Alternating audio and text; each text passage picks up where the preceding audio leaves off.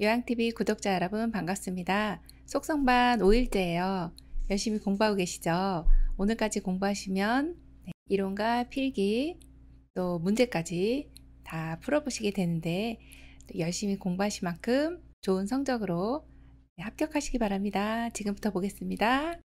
오늘 공부할 과목은 제5부 요양보 강론 5번째 단원인데요.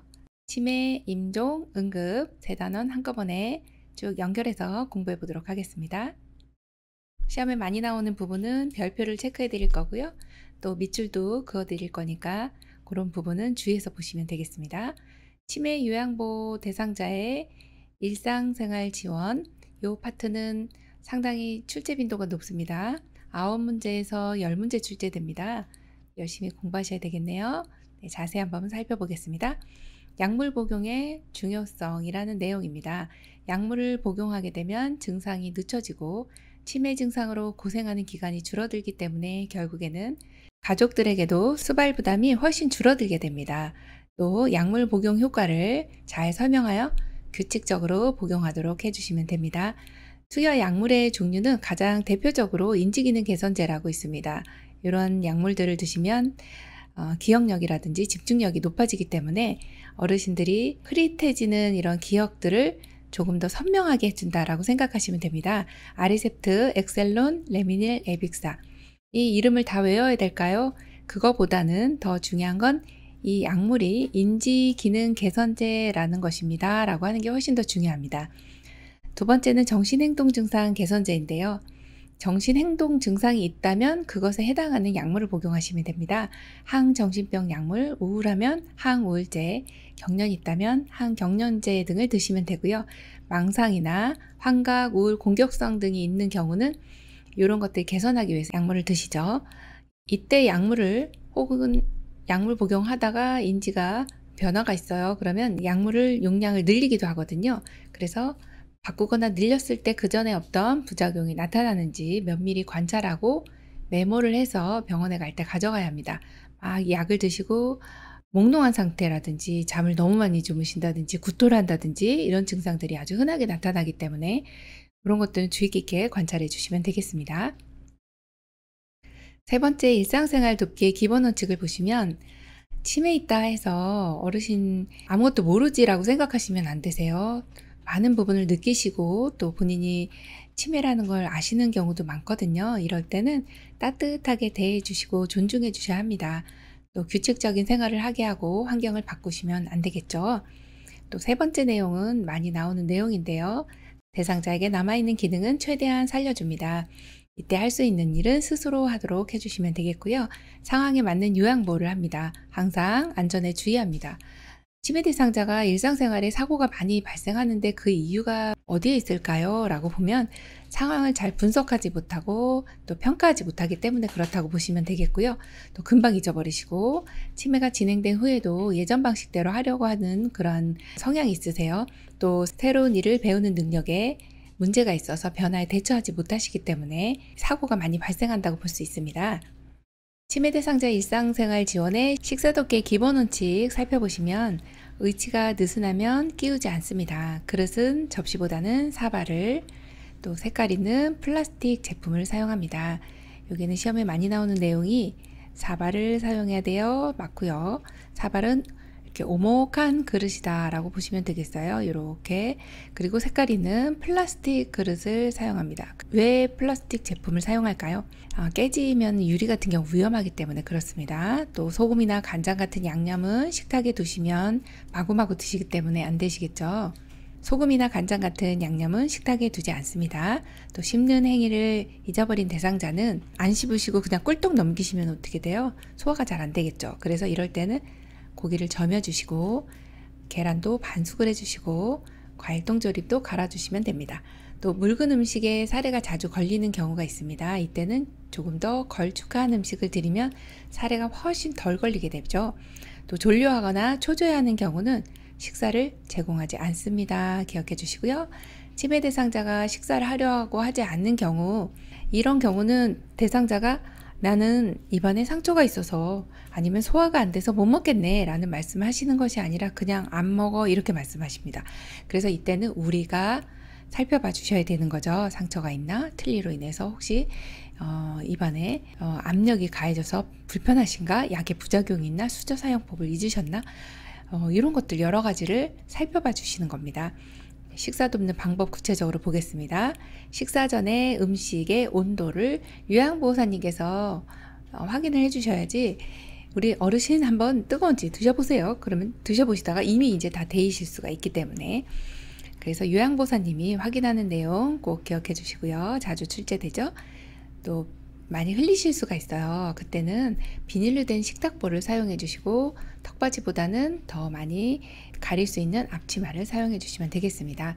물을 마실 때 흘리는 경우 빨대와 플라스틱 덮개가 있는 이런 컵을 사용해 주시면 흘리시지도 않거니와 양 조절이 되기 때문에 훨씬 수월하게 식사를 하실 때 물 드실 수가 있고요. 또 숟가락을 인지할 수 있도록 자, 숟가락이 약간 무거운 숟가락을 줍니다. 가벼운 숟가락은 들고 있을 때 인지를 못 하시는 경우가 있어서 무거운 숟가락을 드시면 드셨어요? 한 숟갈 드시고 나서 삼키셨는데 그리고 이제 식사하시는 걸 잊어버리신 거죠? 그러다 이 무거우니까 숟가락이 이렇게 내려오죠. 나 밥 먹고 있었네? 이러면서 이제 드시게 되는 겁니다. 그래서 약간 무거운 숟가락을 드리는 거 시험 출제 여러 번 됐었습니다. 또 한 가지 음식을 드시고 나서 다른 음식을 내어드립니다. 한 번에 조금씩 드리고 삼킬 때까지 기다려주세요. 식사를 하지 않아 체중이 감소되면 의료진에게 알립니다. 체중 감소 이유를 발견하지 못했다 하면 특별한 이유가 없네요. 그러면 좋아하는 음식을 드리면 됩니다. 또 걸쭉한 고열량 기억합니다. 열량이 높은 걸 드려야 되죠. 기왕이면 다홍치마라고 이렇게 열량이 높은 걸 드리면 같은 양을 드시더라도 체중이 조금 더 늘어날 수 있겠습니다. 6번째 배설도끼입니다. 배설은 어르신들에게 너무나도 중요한 생리적인 욕구죠. 이 인간으로서는 이제 사람이 한번 태어나면 죽을 때까지 이 생리적인 욕구를 벗어날 수가 없습니다. 먹으면 싸야 되고, 그래서 배설도끼는 상당히 중요한 부분이고 출제도 많이 됩니다. 여기 지금 11가지가 있는데 이걸 다 하나하나 살펴보겠습니다. 어르신들 돌봐드릴 때 여기 있는 내용도 보편적으로 노인분들에 대한 요양보호도 되지만 특히나 치매 있는 어르신은 조금 더 신경 써야 되는 부분이 여기 나와 있는 것입니다. 첫 번째, 요이나 변이를 느끼지 못하면 배설 기록지를 기록합니다. 그리고 배설 습관을 파악하고요. 두 번째는 편한 옷을 입혀드리면 좋습니다. 그리고 낮에는 기저귀를 사용하시는 거는 조금 자제를 해주세요. 그리고 야간에 화장실 이용이 위험할 때는 이동변기를 사용해 주시는 것이 안전합니다. 또 대소변을 잘 가렸을 때는 잘하셨네요 이렇게 말씀해 주시면 좋고요. 긍정적인 피드백이에요. 대신에 실금했어요.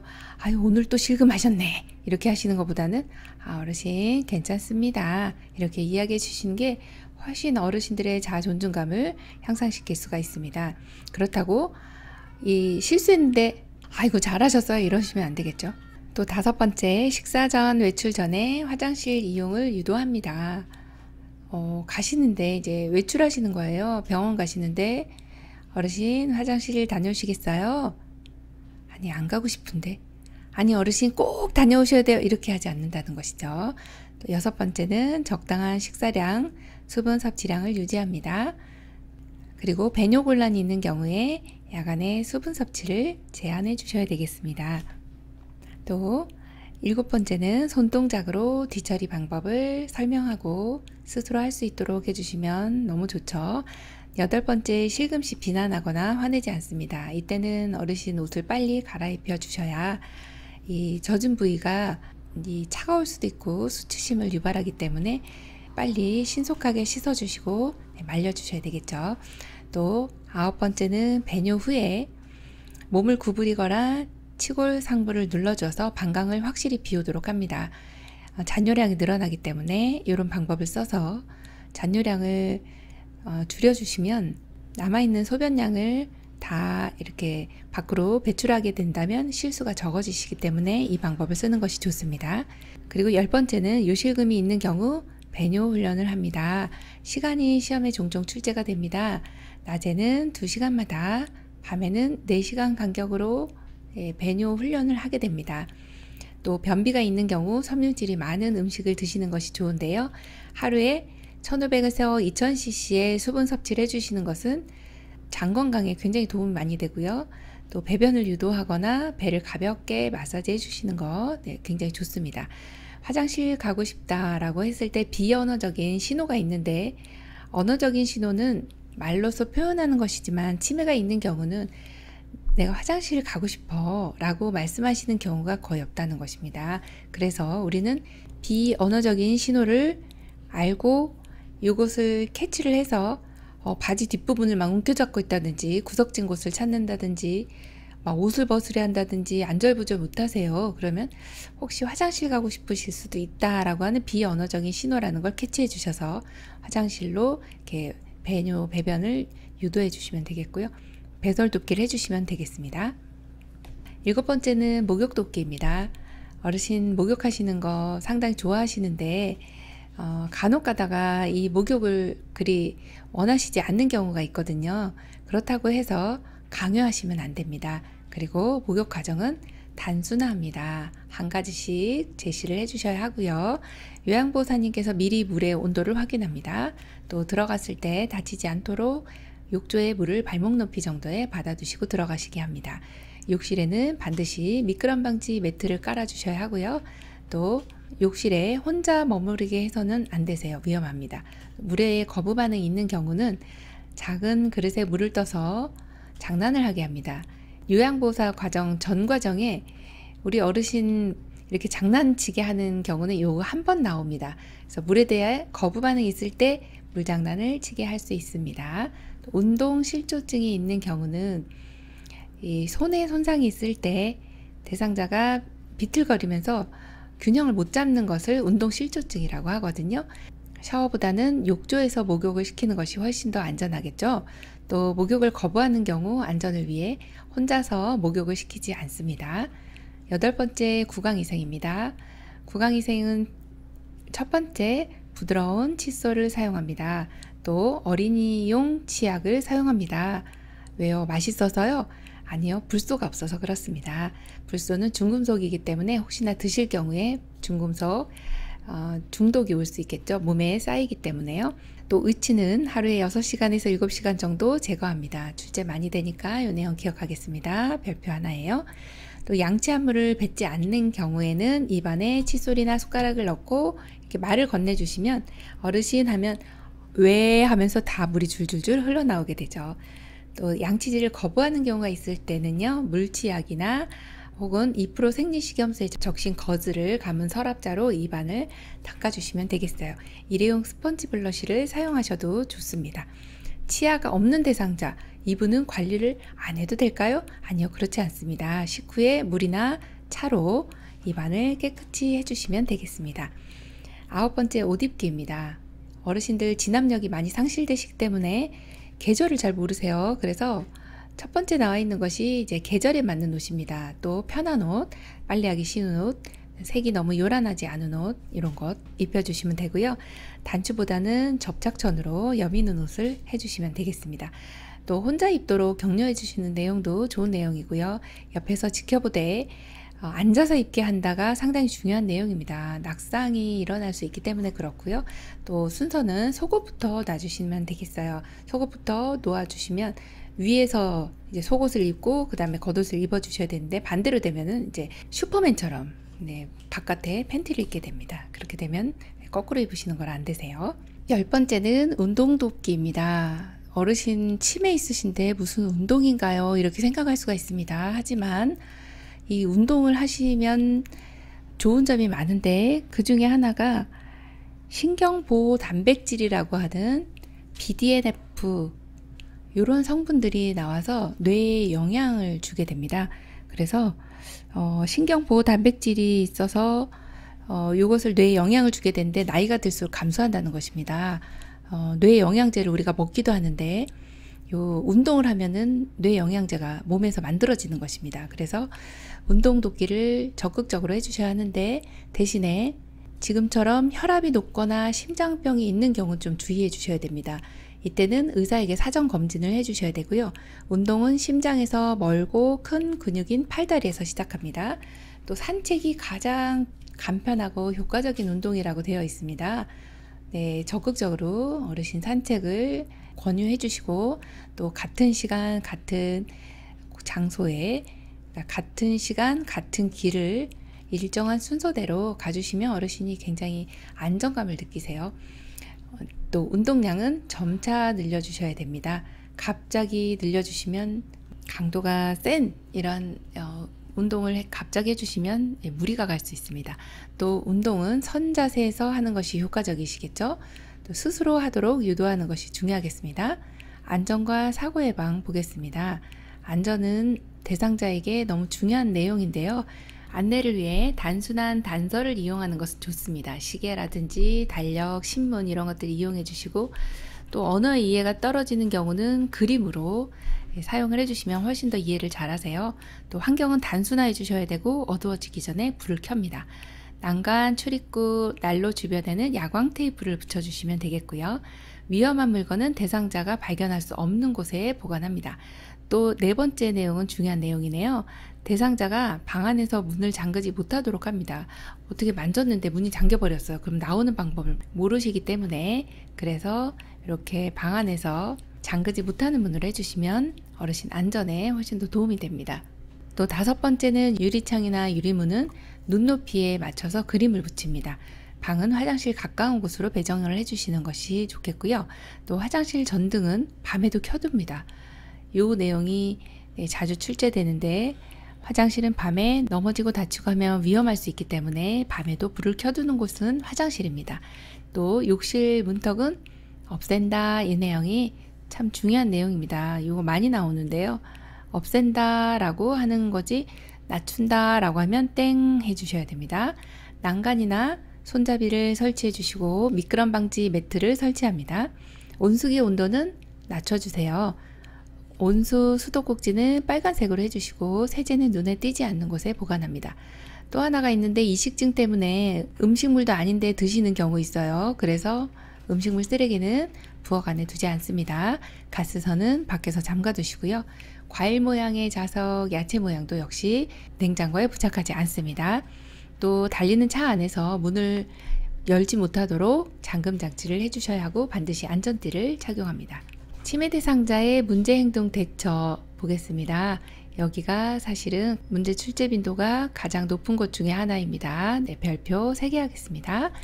치매 대상자의 문제 행동은 총 8가지가 있는데, 그 중에 첫 번째가 대상자의 반복적인 질문이나 행동을 하시는 경우에 어떻게 할까요? 네, 첫 번째 나와 있는 내용이 주의를 환기한다 입니다. 이 내용은 뭘까요? 관심을 다른 데로 돌려줍니다. 이 내용입니다. 박수를 친다든지 노래를 부른다든지 이렇게 해주시면 되고, 반복적인 질문을 했을 때 우리 며느리 언제 와? 우리 며느리 언제 와? 그러면은 네, 내일 모레 온대요. 이렇게 계속 대답해 주다 보면 하루 종일 이제 대답해 주다가 이제 일이 끝나는 거죠. 그래서 반복적인 질문에 다 대답은 안 해주셔도 되지만, 다독거리며 안심시켜 주시고, 반복적 행동이 해가 되지 않으면 무리하게 중단시키지 않습니다. 관심은 다른 곳으로 돌려주시면 좋습니다. 좋아하는 노래 부르기, 예전에 어떤 일 하셨어요? 고향이 어디세요? 이런 거 여쭤보시면 좋습니다. 단순한 일거리 제공하는 것도 도움이 됩니다. 두 번째는 음식 섭취 관련 문제 행동입니다. 첫 번째 나와 있는 내용이 식사 시간, 식사량을 점검해서 체중을 측정합니다. 또 화를 내거나 대립하지 않습니다. 예를 들어 세 번째 나와 있는 내용이 아무 때나 밥을 달라고 하는 경우가 있습니다. 그러면 어르신 지금 준비하고 있으니까 조금만 기다리세요. 그리고 식사한 것을 알 수 있도록 식기를 그대로 두거나 매 식사 후에 달력으로 표시하게 합니다. 대상자가 표시하게 하는 것이 좋습니다. 3번과 같이 나타나는 이 경우가 지금 드신 것을 기억 못하기 때문에 그러시죠. 치매 초기 때 나타나는 대표적인 증상으로 단기 기억 저하 때문에 그렇다라고 보시면 되고요. 장기적으로 식사를 거부하는 경우는 시설장님과 간호사에게 보고를 합니다. 대상자가 과식할 때는 그릇의 크기를 조정하여 식사량을 조절하게 됩니다. 또 식사 도구를 사용하지 못할 때는 먹여드린다가 아니라 손으로 집어 드실 수 있도록 식사를 준비해 주시면 되죠. 우리가 주먹밥도 있고 유부초밥 같은 것도 있죠. 자, 7번 보시면 위험한 물건을 빼앗기지 않으려고 하는 경우는 좋아하는 다른 간식과 교환을 해주시면 되겠습니다. 또 8번째, 음식을 거부하는 경우가 있습니다. 이럴 때는 좋아하는 대체식품을 이용해 주시면 됩니다. 또 음식을 잘게 썰어서 목이 막히지 않도록 해주셔야 되겠네요. 치매 말기 때는 으깨거나 갈아서 걸쭉하게 제공해 주시면 씹는 것을 잊어버리더라도 소화시키는 데 문제가 없겠죠. 자, 3번째는 수면장애입니다. 수면장애 있는 경우는 규칙적으로 생활하게 해주시고요. 소음은 줄여주시고 적정 실내 온도 유지합니다. 오후와 저녁에 커피나 술 같은 음료는 제한하고요. 낮에 꾸벅꾸벅 졸고 계세요. 그러면 말을 걸어 주셔야 됩니다. 이불을 깔아준다가 아니라 말을 걸어 자극을 준다입니다. 또 산책 같은 운동을 해주시면 더욱더 좋고요. 잠에서 깨어나 외출하려고 하는 경우에는 요양보호사님 함께 동행을 해주시면 되겠습니다. 4번째 치매 대상자의 문제 행동은요, 배회입니다. 어르신들 목적도 없이 헤매고 돌아다니시는 것이 배회입니다. 배회는 치매 대상자에게 흔하게 나타나는 문제 유형이기 때문에 출제가 잘 되고 있습니다. 출제 빈도 높은 만큼 또 이 내용은 잘 살펴봐 주시고요. 자, 첫 번째 나와 있는 것이 낙상 방지를 위해서 안전한 주변 환경을 조성합니다.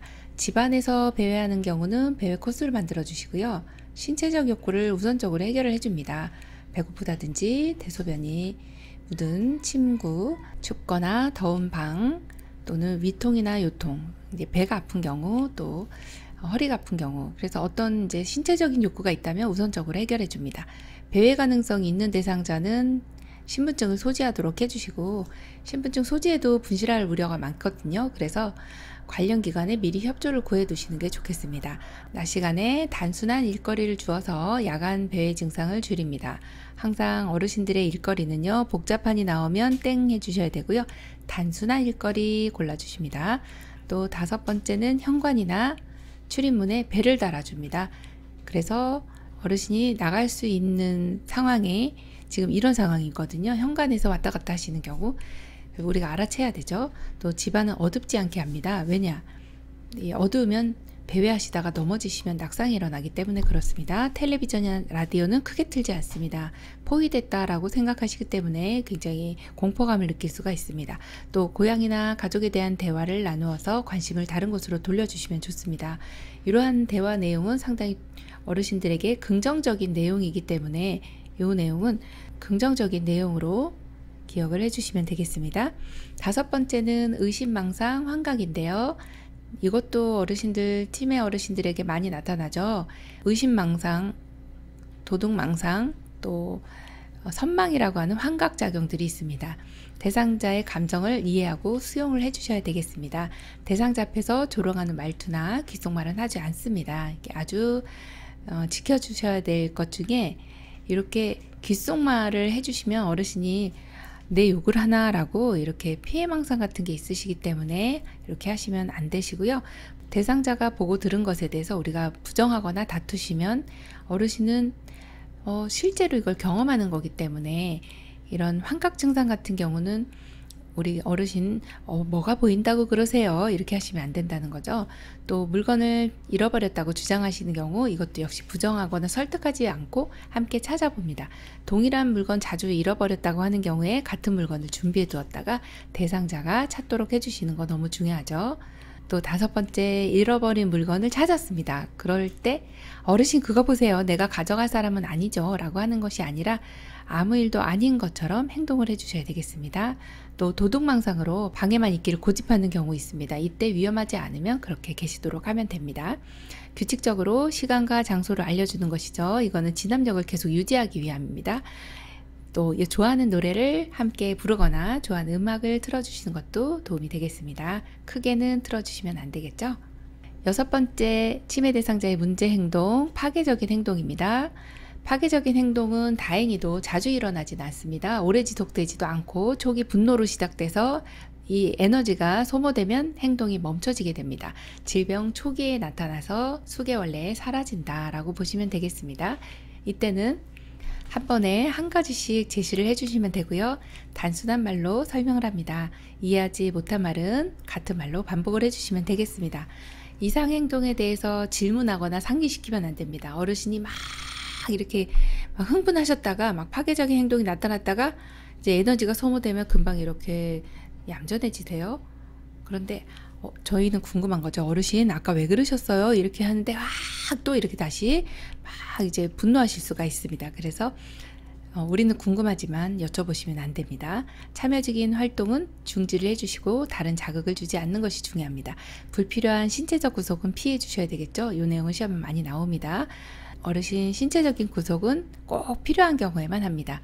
그리고 조용한 장소에서 쉬게 해주시고 온화하게 이야기하고 천천히 안정된 태도로 움직여 주셔야 되겠습니다. 7번째는 성향증후군인데요. 해질녘이라고 하는 키워드가 있습니다. 아니 해질녘이 왜 이런 이제 대상자와 우리가 왜 함께 있어줘야 되나요? 하면은 석양증후군 같은 경우에는 해가 지면서 어두워지면서 불안 증상이 나타나고 자해를 하기도 하고 이상행동이 나타납니다. 그때는 함께 있어 주셔서 대상자가 이런 행동을 했을 때 우리가 옆에서 대처를 해주셔야 되는데 혼자 계시다가 사고가 날 수 있다는 것이죠. 좋아하는 소일거리를 드리는 것도 좋습니다. 신체적인 제한은 여기에서도 가급적 하지 않는 걸로 보시면 되겠습니다. 낮 시간 동안에 움직이거나 활동하게 해주시는 것도 너무 좋고요. 산책도 좋습니다. 따뜻한 음료수를 드시면 몸이 따뜻해지면서 이런 증상이 조금 완화됩니다. 등 마사지나 음악 듣기를 제공하는 것도 도움이 되겠고요. 텔레비전을 켜놓거나 조명을 밝게 합니다. 어두우면서 문제가 발생됐기 때문에 밝게 해주는 환경은 상당히 도움이 많이 됩니다. 8번째 부적절한 성적 행동입니다. 치매 대상자의 문제 행동 8번째 마지막인데요. 부적절한 성적 행동입니다. 대상자는 보통 치매가 오면 성 자체에는 관심이 없다는 것을 우리가 인식을 좀 해주시면 좋겠고요. 노출증이 있는 경우에는 벌과 보상을 적절하게 사용합니다. 또 옷을 벗거나 성기를 노출하는 경우에는 당황하지 않고 옷을 입혀주시면 되겠고요. 부적절한 성적 행동을 할 때는 즉각 멈추지 않으면 좋아하는 것을 가져간다고 이때는 경고를 하실 수가 있습니다. 성적으로 관심을 보이면 공공장소에 가는 것을 삼가하고 방문객을 제한할 수 있습니다. 심한 경우는 시설장님, 간호사에게 보고하고 상의해 줍니다. 치매 대상자와의 의사소통 보겠습니다. 보통은 이제 초기, 중기까지는 대화가 어느 정도 되거든요. 말기로 갈수록 의사소통이 어려워지는 경향이 있는데요. 대상자와 소통을 할 때는 먼저 대상자의 신체적인 상태를 파악합니다. 막연한 질문을 하신다는 건 이런 거예요. 어디 불편한 데 있으세요? 이렇게 인상 쓰고 계신데 어디 불편한 곳 있으세요? 그럼 대답을 못 하시는 거죠. 그래서 신체 부위를 짚어가며 여기 어깨면 어깨가 아프세요? 무릎이 아프세요? 이렇게 여쭤보면 됩니다. 또 2번째는 일상적인 어휘를 사용합니다. 대상자를 존중하는 태도와 관심을 가지시고 대상자의 속도에 맞춰주시는 게 중요하겠습니다. 대상자가 이해할 수 있도록 말합니다. 또 어린아이듯 하지 않습니다. 존칭어를 사용해 주셔야 되고요. 명령어나 부정형보다는 긍정형 문장을 사용합니다. 이 어린아이 유아어를 사용하시는 분들이 가끔 있어요. 아유 우리 어르신 일어나셨어요? 뭐 이렇게 하시는 거는 어린아이 대하 뜻 하시는 거세요. 안 되세요? 자, 6번째는 반복적으로 설명합니다. 또 간단한 단어나 이해할 수 있는 표현을 사용해 주시는 게 좋겠습니다. 한 번에 한 가지씩 설명합니다. 7번째는 가까운 곳에서 얼굴 마주보고 대화를 해주시는 게 상당히 대화할 때 원칙 중에서 중요한 내용 중에 하나죠. 그리고 현실을 알려줄 수 있으면 좋습니다. 아침 8시입니다. 아침 드세요. 밤 10시입니다. 주무세요. 이렇게 해주시면 되겠고요. 과거를 회상하도록 유도합니다. 아니 과거를 자꾸 왜 이렇게 회상하라고 합니까? 이는 예전 어르신의 아주 건강했을 때 또 즐거웠던 이런 시절 리즈 시절 있잖아요. 그 시절을 떠올리면 행복하거든요. 그래서 과거를 회상하기 유도한다는 부정적인 거 아니냐고 생각하시면 안 되시고요. 긍정적인 내용입니다로 기억해 주셔야 되겠습니다. 2번째는 비언어적인 의사소통입니다. 비언어적인 의사소통의 첫 번째가 손짓, 발짓, 소리를 사용하는 것이고요. 2번째는 언어적, 비언어적인 표현 방법을 같이 사용합니다. 3번째는 신체적인 접촉을 사용하는 것도 도움이 되고요. 네 번째, 대상자의 비언어적인 표현 방법을 관찰합니다. 필요하면 글을 쓸 수도 있죠. 또 언어 이외의 다른 신호를 말과 함께 사용하는 것도 도움이 됩니다. 대상자의 행동을 복잡하게 해석하지 않습니다. 치매 단계별 의사소통 문제 한번 보겠습니다. 초기 때는요, 이제 깜빡깜빡합니다. 그래서 자주 확인하고 설명을 요구하게 됩니다. 대화의 주제가 자주 바뀌고 물건이나 사람의 이름을 부르는 것이 어려워지는 단계가 초기입니다. 중기되면 애매모호한 내용을 이야기합니다. 올바른 이름을 지칭하지 못하는 명칭 실어증이라는 증상을 보이게 되죠. 또 대화 중에 말이 끊기는 횟수가 증가합니다. 말기 볼까요? 말이 없어집니다. 무언증이에요. 또 대화할 때 시선을 맞추는 것이 어려워집니다. 세 번째는 앵무새처럼 상대방의 말을 그대로 따라하게 됩니다. 이것을 앵무새 화법이라고 합니다. 그러면 치매 단계별 의사소통 방법을 보시면 초기 때는 간단한 언어로 구체적으로 표현합니다. 중요한 내용은 반복해 주시고요. 두 번째는 대상자가 요청하기 전에 구체적인 방법과 정보를 제공합니다. 세 번째는 대상자가 응답할 시간을 충분히 줍니다. 두 번째 중기인데요. 대상자와 눈을 마주치며 이야기합니다. 또 친숙한 물건을 활용해서 물건마다 이름표를 붙여주시고요. 반응할 때까지 기다려줍니다. 반복하여 질문합니다. 대화의 주제에 갑자기 바뀌면 혼란스럽습니다. 안 되고요. 다섯 번째, 대상자의 행동을 개인적인 의미로 받아들이진 않습니다. 세 번째, 이제 말기인데요. 말기 대상자가 사실 시험에는 가장 많이 나옵니다. 대상자의 이름을 부르면서 마주보며 이야기합니다. 장기 기억 저하가 나타나고 초기 때는 이제 단기 기억 저하가 있다면 말기가 되면 이제 장기 기억 저하까지 나타나게 되는데요. 이때 가장 오래된 기억은 대상자의 이름이죠. 그래서 이름을 잊어버리지 않도록 하려면 이름을 부르면서 마주보면서 이야기해 주시는 것이 좋습니다. 두 번째는 응답하지 않더라도 계속해서 이야기합니다. 세 번째는 방 안에 아무도 없는 것처럼 이야기하지 않습니다. 말기라고 해서 말씀도 안 하시고 가만히 천장만 보고 계신다고 해서 못 알아듣거나 하는 것은 아닐 수 있거든요. 그리고 네 번째는 신체적인 접촉도 적절히 하고 또 대상자가 말씀하시면 이런 모든 것에 반응을 해주시는 것이 좋습니다. 어쩌다 하시는 말씀이기 때문에 우리 아이가 이제 말문이 터지면 어른들이 많이 좋아하시잖아요. 그래서 우리 어르신도 말기 되면 말씀하시는 것이 많이 힘드신 상태인데 말씀하셨어요. 그래서 모든 것에 반응하게 됩니다. 대화가 끝난 뒤에는 항상 마무리를 해주시는 것이 좋겠습니다. 인지자극 훈련 보겠습니다. 인지기능에 문제가 없는 대상자와 또 경증이신 분, 중증이신 분을 나눠서 이렇게 세 파트로 우리가 인지자극 훈련을 하게 됩니다. 문제가 없는 분은 왜 하시는 건가요? 지금 그래도 이제 남아있는 기능들을 향상시키고 싶어요. 그렇습니다. 그러면은 이제 얼마든지 할 수 있고요. 또 뇌졸중 같은 경우에 뇌졸중이 있는 경우에 이제 신체는 좀 불편하지만 인지가 그렇게 떨어지시진 않거든요. 그래서 그런 분들은 이렇게 인지 기능에 문제가 없는 대상자의 인지 자극 훈련을 해주시면 됩니다. 첫 번째가 뇌건강 일기 쓰기입니다. 일기를 쓴다는 것은 뭔가 손으로도 쓸 수 있어야 되지만 생각을 하셔야지 쓸 수 있거든요. 그래서 뇌건강 일기 쓰기, 빈칸 채우기, 언어의 유창성을 훈련하기 위함이죠. 또 특정 글자 고르기, 이것도 언어적인 자극이죠. 또 주의력을 향상시키기 위함입니다. 물건값 계산하기는 이제 계산력에 해당하는 내용입니다. 지금 같은 경우는 이제 문제가 없는 경우에 하실 수 있고요. 또 경증이신 경우에는 어떤 것을 할 수 있을까요? 여러 가지 단어를 말하기입니다.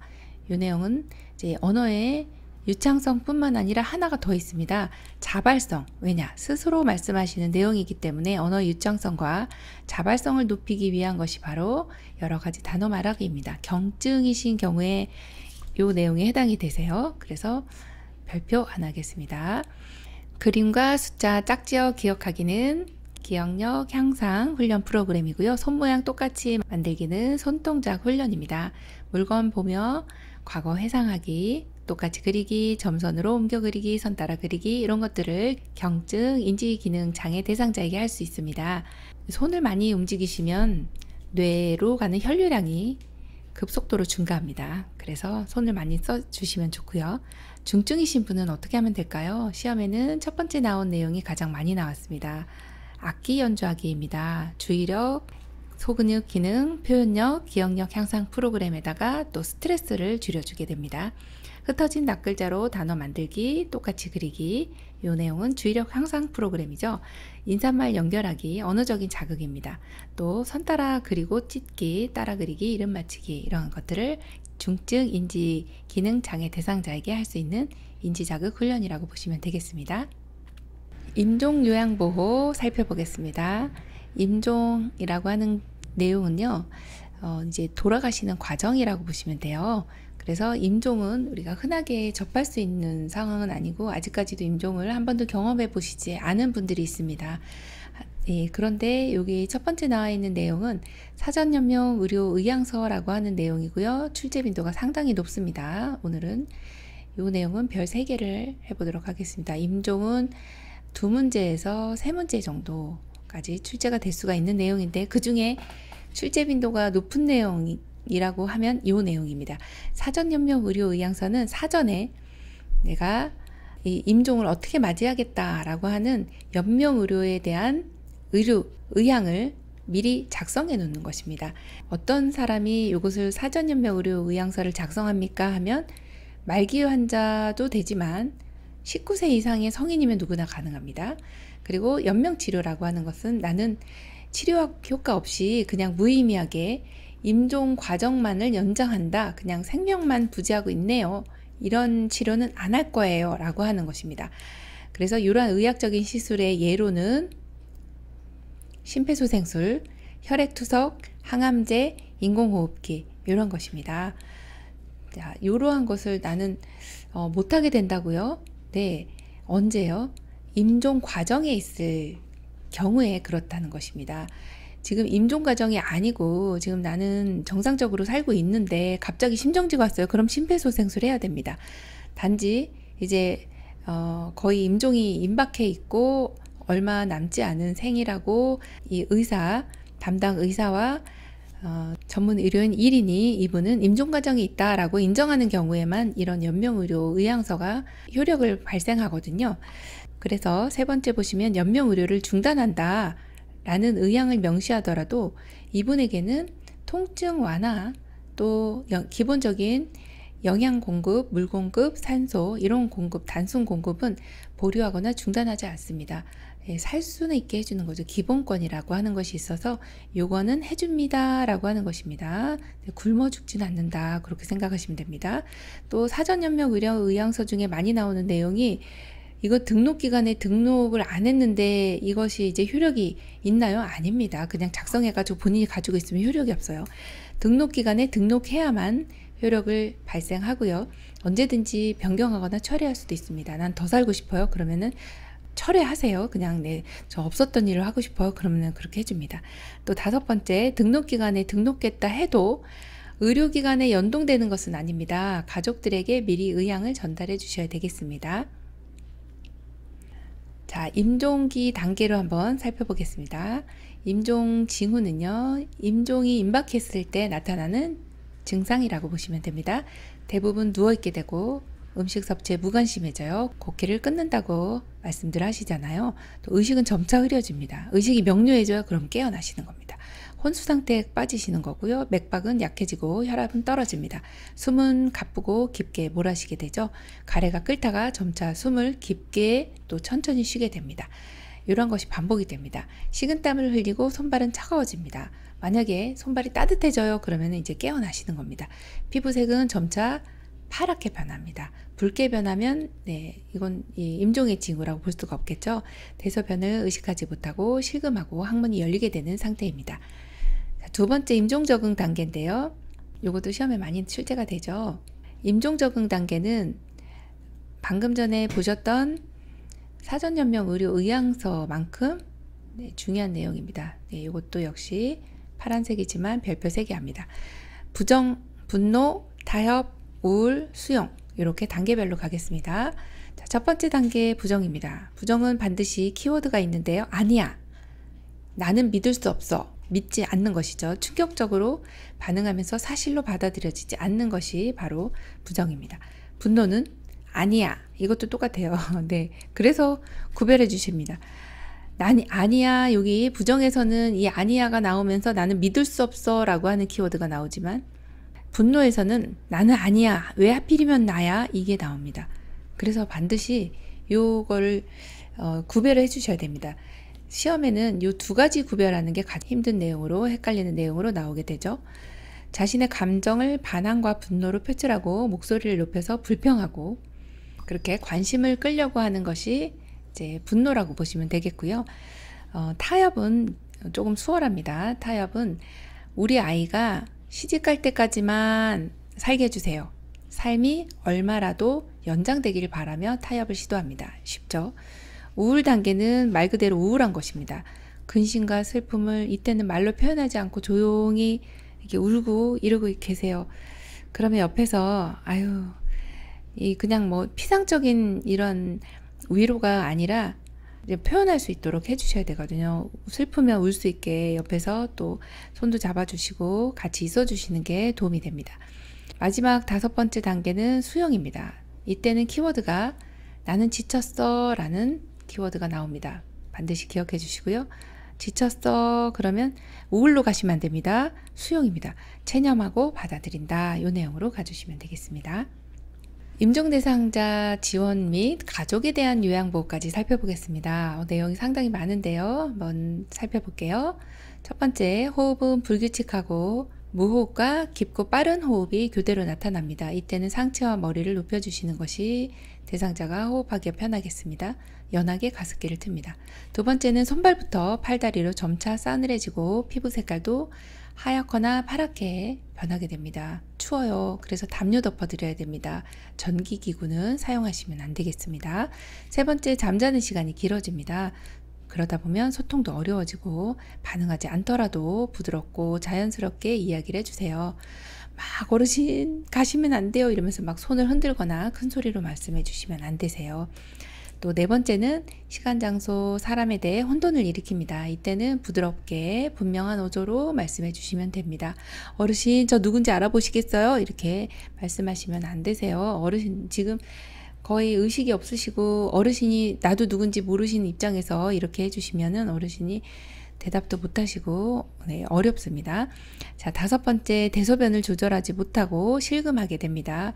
그래서 이때는 혼입을 밑에다가 방수포를 깝니다. 또 기저귀를 채우는 단계가 이렇게 임종 전에 이 관략근이 막 이완되는 경우 이렇게 채워주시면 되겠습니다. 또 가슴에서 돌 구르는 소리가 나요. 가래 끓는 소리가 막 이런 소리가 납니다. 이때는 고개를 옆으로 해주셔야 이렇게 흘러내리게 되죠. 대상자가 불안정하여 같은 동작을 반복하실 때는 이마를 가볍게 문질러 주시면 안정감이 들어요. 그리고 책을 읽어주시고 음악도 들려주시고 이때 막 억제를 한다든지 하시면 안 되는 것이죠. 음식이나 수분을 잘 먹지 않는 경우도 이런 경우는 입에 생수를 조금씩 넣어주시면 되세요. 그리고 약간 작은 얼음 조각을 넣어주시면 이게 갈증이 해소될 수가 있습니다. 음식을 억지로 먹인다 이렇게 하면 안 되겠죠. 또 소변량은 줄어들게 됩니다. 의료팀과 연계해서 이때는 소변치를 우리가 꽂아드리는 거는 우리 요양보사님의 업무는 아니지만 의료팀에게 연계해서 이 임종이 임박하면 소변량이 확 줄어들게 되거든요. 그래서 이때는 의료진과 상의를 해주시면 되겠습니다. 두 번째, 심리변화에 대한 요양보호 보겠습니다. 임종이 다가오면 누구나 다 불안하고 두렵습니다. 한 번도 경험하지 못했던 상황이기 때문에 그래서 이때는 대상자와 함께 있어주면서 손을 잡아주시면 안정감을 가지시게 돼요. 또 이 대상자는 정서적으로 고립하고 싶지 않아요. 그래서 고립되고 싶지 않기 때문에 대상자에게 관심을 가지시고 만나고 싶은 사람이 있다면 만나게 해주시면 좋습니다. 의사결정에도 참여할 수 있게 해주시고요. 임종하기를 원했던 장소 또는 희망하는 종교의식을 알아봐 주시는 것도 좋습니다. 임종이 가까운 대상자는 어떻게 하면 될까요? 침상머리를 높여주세요. 그리고 머리를 옆으로 돌려줍니다. 질식을 예방하기 위함이고요.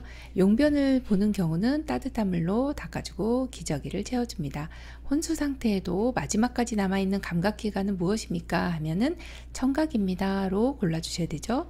그래서 마지막까지 남아있기 때문에 이 혼수 상태라도 대상자에게 이제 제공할 수 있는 요양보호는 좋아하는 음악을 틀어준다든지 아니면 가족과 대화를 할 수 있도록 해주시면 돼요. 가족이 어르신께 이제 하고 싶으신 말씀 있으면 하실 수 있도록 해주시면 됩니다. 자, 임종 후 요양보호 중요한 내용입니다. 자, 출제 빈도는 여기도 꽤 높은 편입니다. 별 하나 하겠습니다. 네, 다 붉은색으로 되어 있죠. 시험에 많이 나왔다는 소리입니다. 임종을 하시게 되면 사후 강직이 일어납니다. 돌아가시고 나면 몸이 굳는다는 것이죠. 한 2시간에서 4시간 정도 지나게 되면 몸이 강직이 일어납니다. 이런 강직이 시작되기 전에 바른 자세를 취하게 합니다. 튜브나 장치를 제거하는 것은 돌아가셨으니까 우리가 빼도 되나요? 안 됩니다. 의료인에게 의뢰를 해주시고요. 베개를 이용하여, 이때 베개 동그라미 하나 할게요. 자, 베개를 이용하여 어깨와 머리를 올려줍니다. 입이 벌어지는 것도 방지하지만 얼굴 색이 변하게 되거든요. 그걸 예방하기 위해서 베개를 이용해서 어깨와 머리를 올려줍니다. 눈을 감지 않는 경우 가끔 있으세요. 이런 경우에는 솜이나 거즈를 적셔서 눈 위에다 양쪽에 올려주시고요.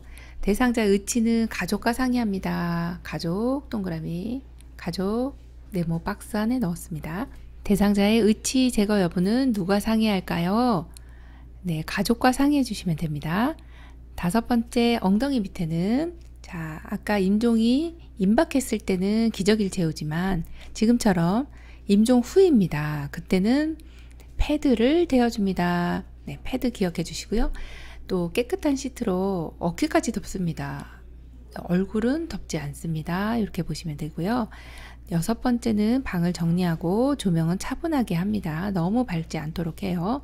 가족들이 사적으로 대상자를 만날 수 있도록 도와주시면 되고요. 대상자의 소유물은 모아두고 목록을 만듭니다. 소유물을 폐기한다? 아닙니다. 5번째, 임종 대상자 가족에 대한 요양보호 보겠습니다. 우리 임종 대상자만 우리가 돌볼 것이 아니라 대상자 가족에 대한 요양보호도 함께 하시는데요. 여기 나와 있는 내용을 한번 보겠습니다. 가족이 임종 대상자를 직접 돕게 하는 내용은 상당히 좋은 내용입니다.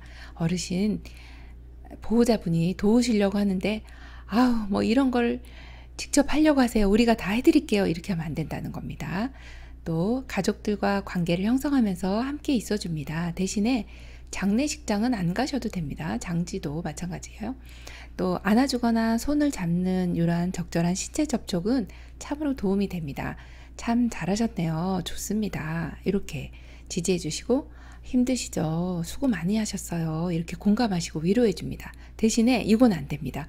곧 괜찮아질 거예요. 아무 염려하지 마세요. 요거는 상투적인 피상적인 대화다 이렇게 보시면 돼요. 이거는 아무 도움이 안 된다 그렇게 보시면 됩니다.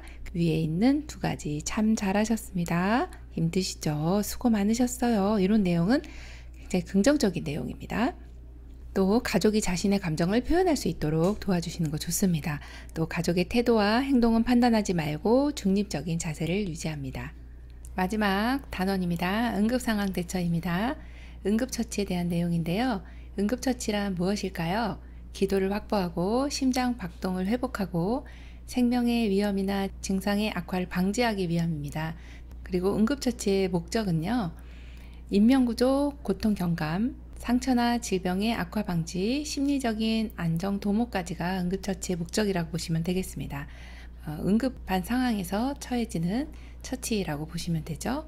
응급처치를 돕는 방법 총 8가지인데요. 응급상황 대처는 한 3문제 정도 출제되는데 그 중에서 요 3번에 해당하는 내용이 출제 빈도가 높습니다. 먼저 대상자 상태를 파악하고 119에 신속히 신고합니다. 대상자 상태를 파악하지 않고 신고하시면 어르신 주무시는 경우도 있기 때문에 반드시 상태를 파악하고 119에 신고합니다. 2번째는 응급처치 교육을 가장 많이 받은 사람의 지시를 따라서 응급처치를 해주시면 되겠고요. 긴급을 요하는 대상자 순으로 처치합니다. 급한 분 먼저 해드려요. 또 대상자는 가급적 옮기지 말고 옮길 때는 119 등의 안내를 따라주시면 됩니다. 요양보호사님은 의약품은 사용하실 수가 없는데 외용약품 뿌리는 파스라든지 대상자가 평소 사용하는 상비 약품은 사용이 가능합니다. 또 전문 의료인에게 인계할 때까지 절대 응급처치를 중단해서는 안 되겠습니다. 손상을 입힌 화학약품, 약물, 음식, 구토물까지도 병원에 함께 가져가 주시는 게 중요하고요. 또 대상자의 증거물이나 소지품은 보존합니다. 질식 시 주요 증상이 있는데 갑작스러운 기침, 구역질, 호흡곤란, 청색증이 있습니다. 그래서 1번 보시면 막 목을 조르는 듯한 자세를 하죠. 갑자기 기침을 하고 괴로운 표정을 짓습니다.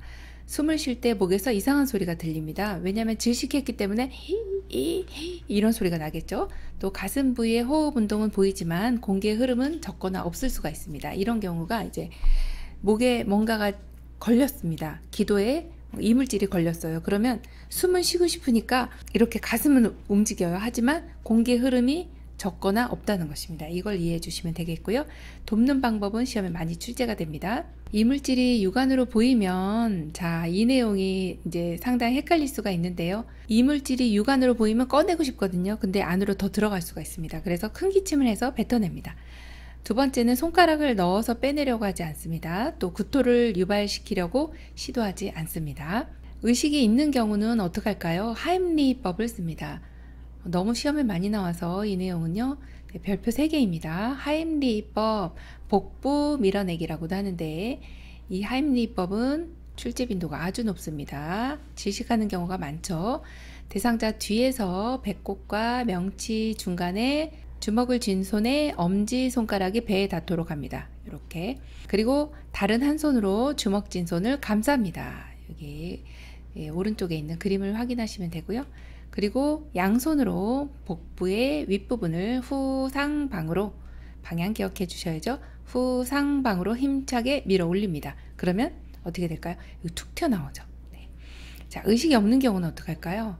이때는 의식이 없는 경우이기 때문에 119에 즉시 신고하고 심폐소생술 하면서 입안에 이물질이 있는지 확인하고 제거해 주시면 됩니다. 옆으로 고개를 돌려서 확인을 자주 해 주시면 됩니다. 자, 응급상황 대처의 경련입니다. 경련의 증상 먼저 보겠습니다.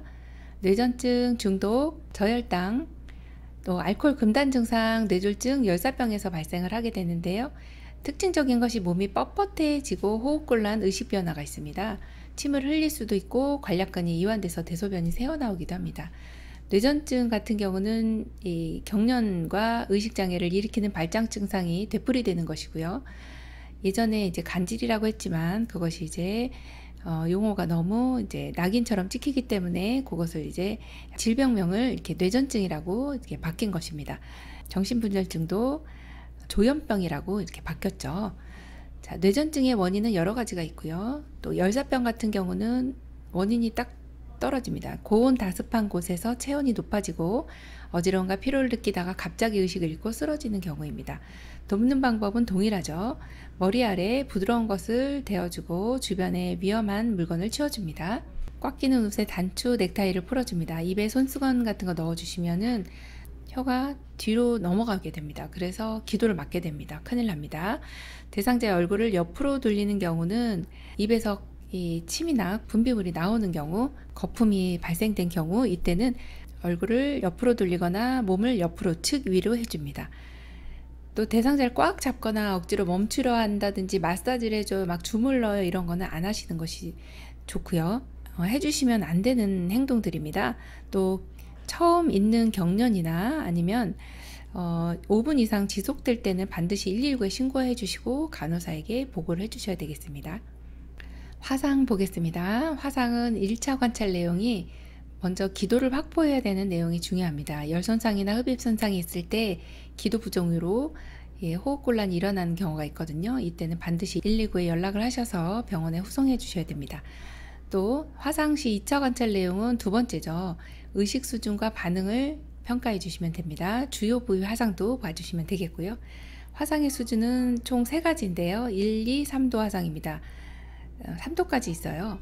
1도 화상은 표피층에만 손상이 된 경우라 색깔만 변화됩니다. 두 번째 2도 화상은 표피 아래 진피까지 손상이 된 경우라서 몹시 아픕니다. 가장 아픈 화상이 2도 화상입니다. 그리고 커다란 물집이 생긴다가 특징적인 내용이고요.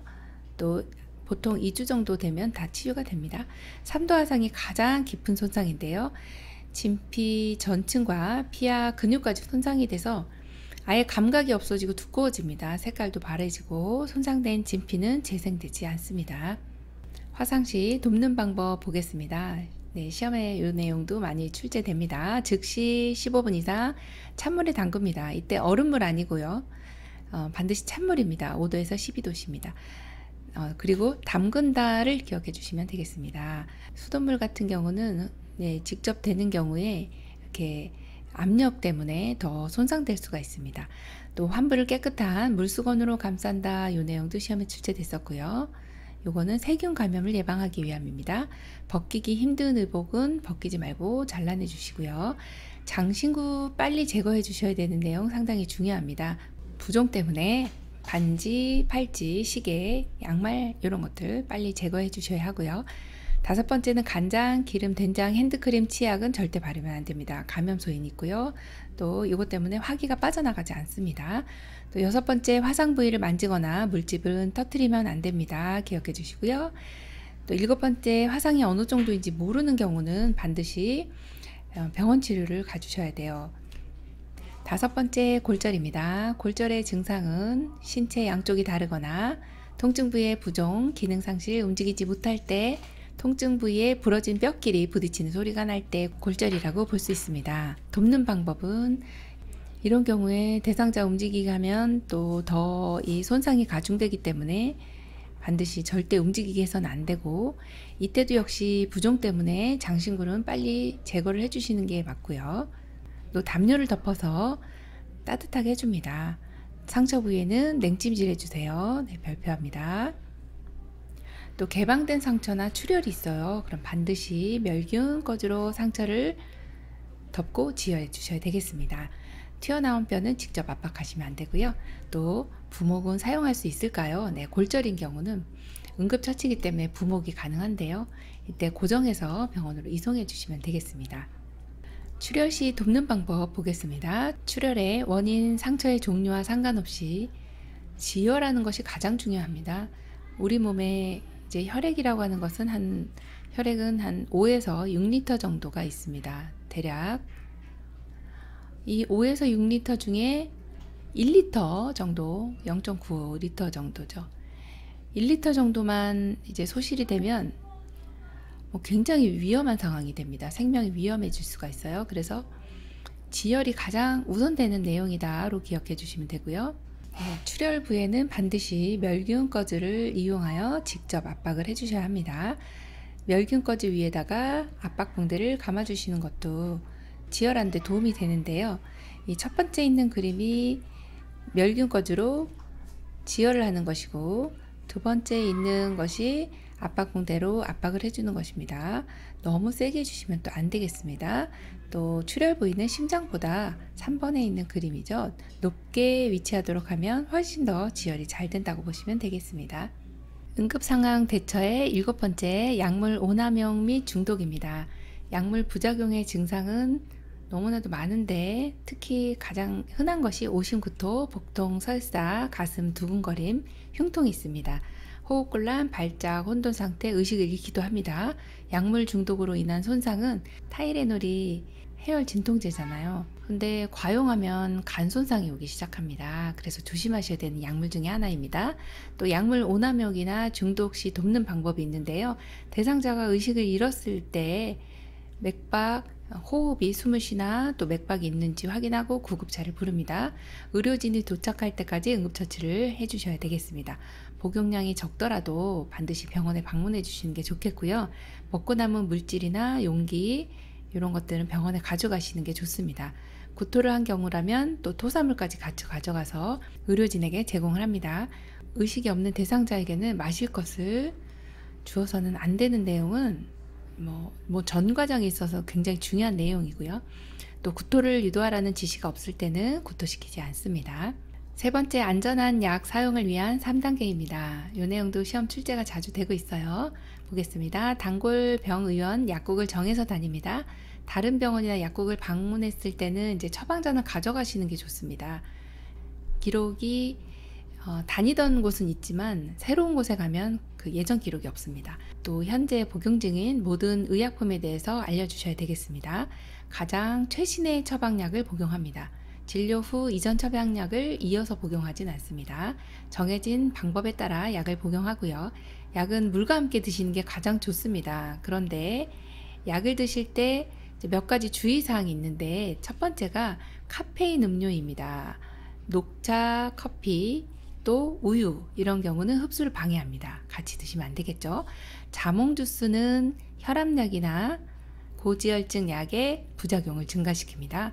또 철분제는 비타민 C하고 같이 드시면 흡수율이 증가됩니다. 또 절대로 2배의 용량을 복용해서는 안 되겠습니다. 6번째, 약 삼키는 것이 힘들다고 모두 잘라주시면 안 되겠죠. 가운데 절단선, 분할선 이렇게 얘기합니다. 가운데 이렇게 선이 있는 약은 잘라도 되고 분쇄해도 됩니다. 갈아도 된다는 것이죠. 본인이 처방받은 약만 복용해 주셔야 되고요. 건강기능식품도 복용 전에 의사 약사와 충분히 상의해 주셔야 합니다. 약을 보관할 때는 정해진 보관 방법에 따라서 보관을 해 주셔야 합니다. 8번째, 심폐소생술입니다. 심폐소생술 목적 한번 볼게요. 심장이 뛰지 않고 호흡을 하지 않는 대상자에게 인공적으로 혈액을 순환시키고 폐에 산소를 공급하여 생명을 구한다. 이것이 목적입니다. 네. 심폐소생술 하는 목적, 너무 훌륭한데요. 심폐 기능이 멈추고 4분에서 6분 이상 혈액순환이 되지 않으면 뇌 손상, 시험에 아주 출제 빈도가 높습니다. 뇌 손상이 일어나기 때문에 우리는 바로 이 시간 내에 4분에서 6분이 지나가기 전에 발견하면 바로 이 심폐소생술을 해주셔야 되겠어요. 뇌 손상 때문에 그렇습니다. 심폐소생술의 단계는 첫 번째가 반응 확인입니다. 두 번째 도움 요청, 세 번째 가슴 압박, 그리고 네 번째 기도 유지, 다섯 번째 인공호흡, 여섯 번째 회복 자세입니다. 이 순서 먼저 한번 체크해 드렸고요. 앞에서부터 보겠습니다. 심폐소생술의 단계는 첫 번째, 어깨를 두드리면서 반응 확인입니다. 어깨를 가볍게 두드리면서 괜찮으세요? 하면서 반응을 확인합니다. 반응하면 어이구, 이분은 심정지가 아니에요. 그래서 이때는 회복 자세를 해주세요. 의료진이 올 때까지 호흡이나 맥박이 있는지 확인하면 됩니다. 두 번째는 이제 심정지가 확인됐을 때는 119에 신고합니다. 그리고 자동 심장 충격기 같이 준비해 주시면, 심장 충격기를 사용하시는 경우는 심폐소생술만 하는 경우보다 한 3배 이상의 생존율을 높여줍니다. 그래서 자동 심장 충격기를 준비해 주시면 되고요. 이 가슴 압박 같은 경우는 반응이 없으면서 정상적인 호흡이 없으면 곧바로 실시하는 것이 바로 가슴 압박입니다. 심폐소생술을 할 때 정확한 위치를 알고서 심폐소생술을 해주셔야 대상자가 늑골골절이라든지 다른 2차 손상이 일어나지 않게 되는 것입니다. 너무 중요합니다. 그래서 시험 많이 나옵니다. 자, 가슴뼈 아래 절반 부위 기억해 주시고요. 두 손에 깍지를 끼고, 지금 그림 보시면 깍지를 낀 요 내용이 나오죠. 깍지를 끼고, 그리고 양팔의 팔꿈치를 곧게 펴니다. 자, 이렇게 팔꿈치 곧게 폈어요. 너무 잘하시죠, 이분은. 그림이 아주 정확합니다. 그리고 100회에서 120회의 속도로 이 가슴 압박을 하게 됩니다. 분당 100에서 120회의 속도로 하게 되고요. 또 가슴이 5cm 정도 눌려야 합니다. 이거 꼭 기억해 주세요. 매 압박 시 위치가 바뀌면 안 되겠죠. 손바닥이 가슴에서 떨어져도 안 되고요. 압박대 이완의 비율은 50대 50입니다. 들어간 만큼 나와줍니다. 또 칼돌기라고 하는 명치는 압박하지 않도록 주의해 주셔야 되겠습니다. 네 번째가 기도유지인데요. 인공호흡 하기 전에 이제 심폐소생술이라고 하면 심장과 폐를 살리는 것이 심폐소생술이죠. 그래서 가장 먼저 해야 될 것은 무엇입니까? 하면은 심장을 살립니다.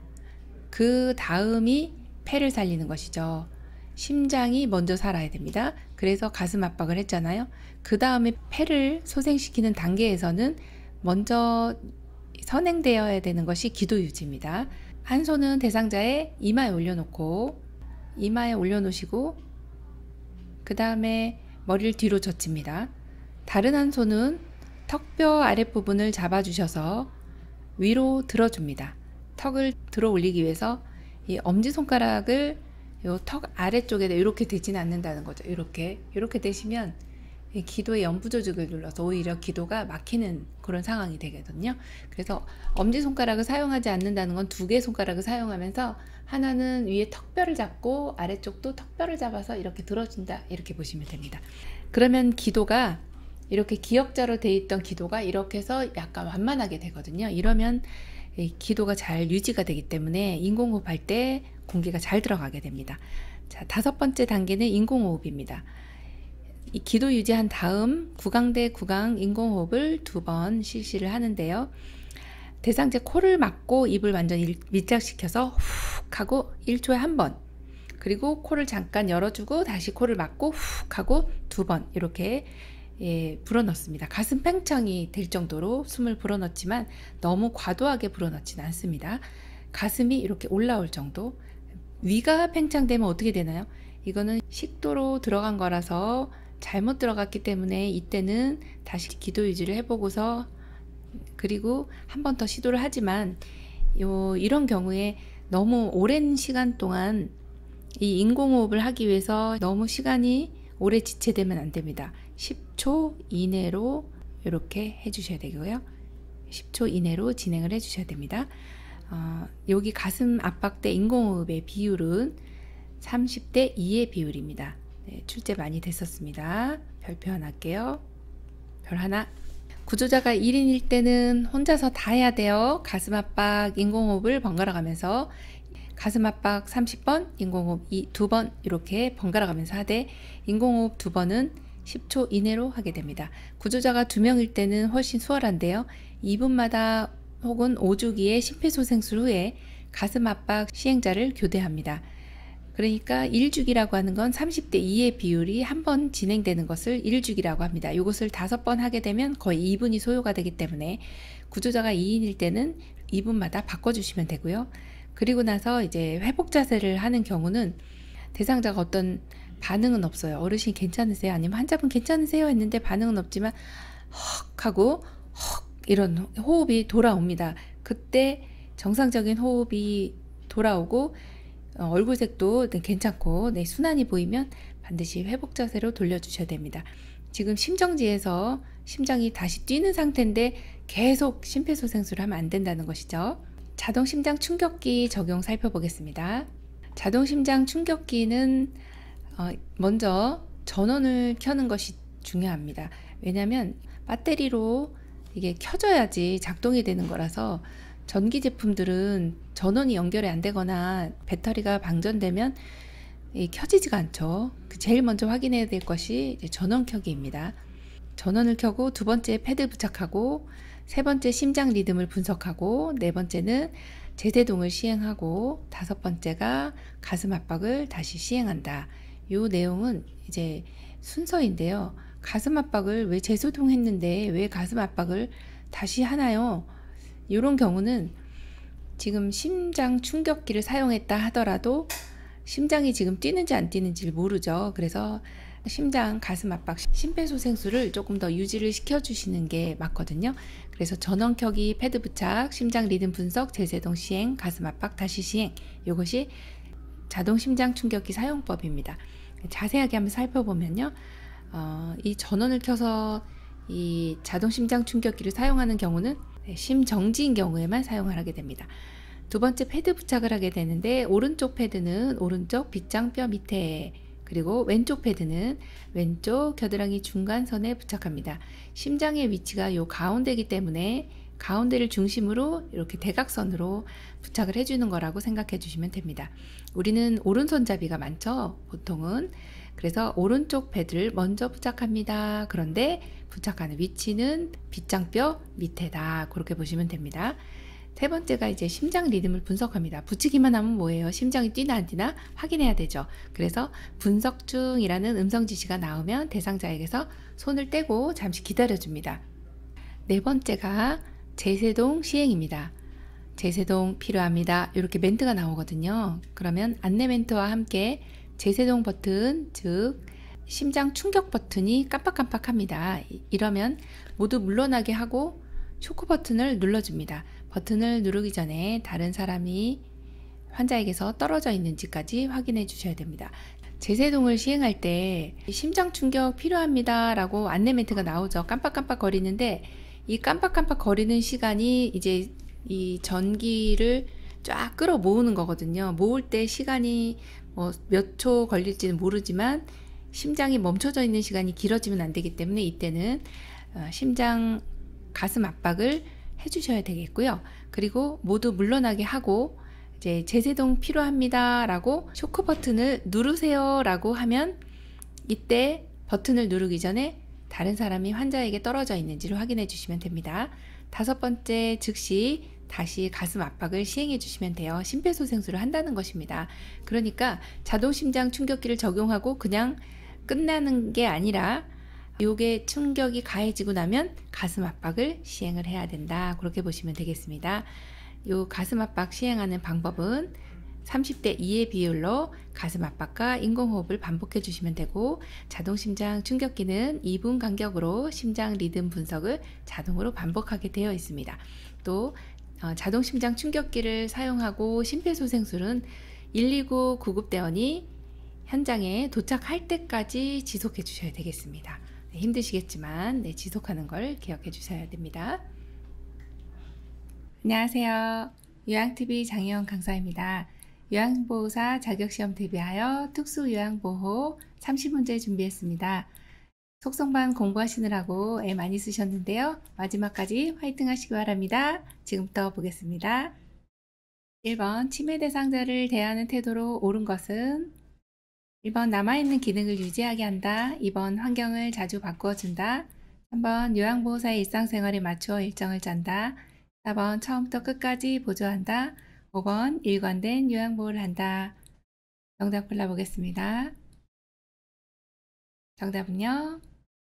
네, 1번입니다. 네, 이런 문제가 출제가 많이 되고 있는데요. 남아있는 기능을 유지한다. 최대한 남아있는 기능, 즉 잔존 기능은 최대한 유지할 수 있도록 해주시는 내용이 가장 좋은 내용이네요.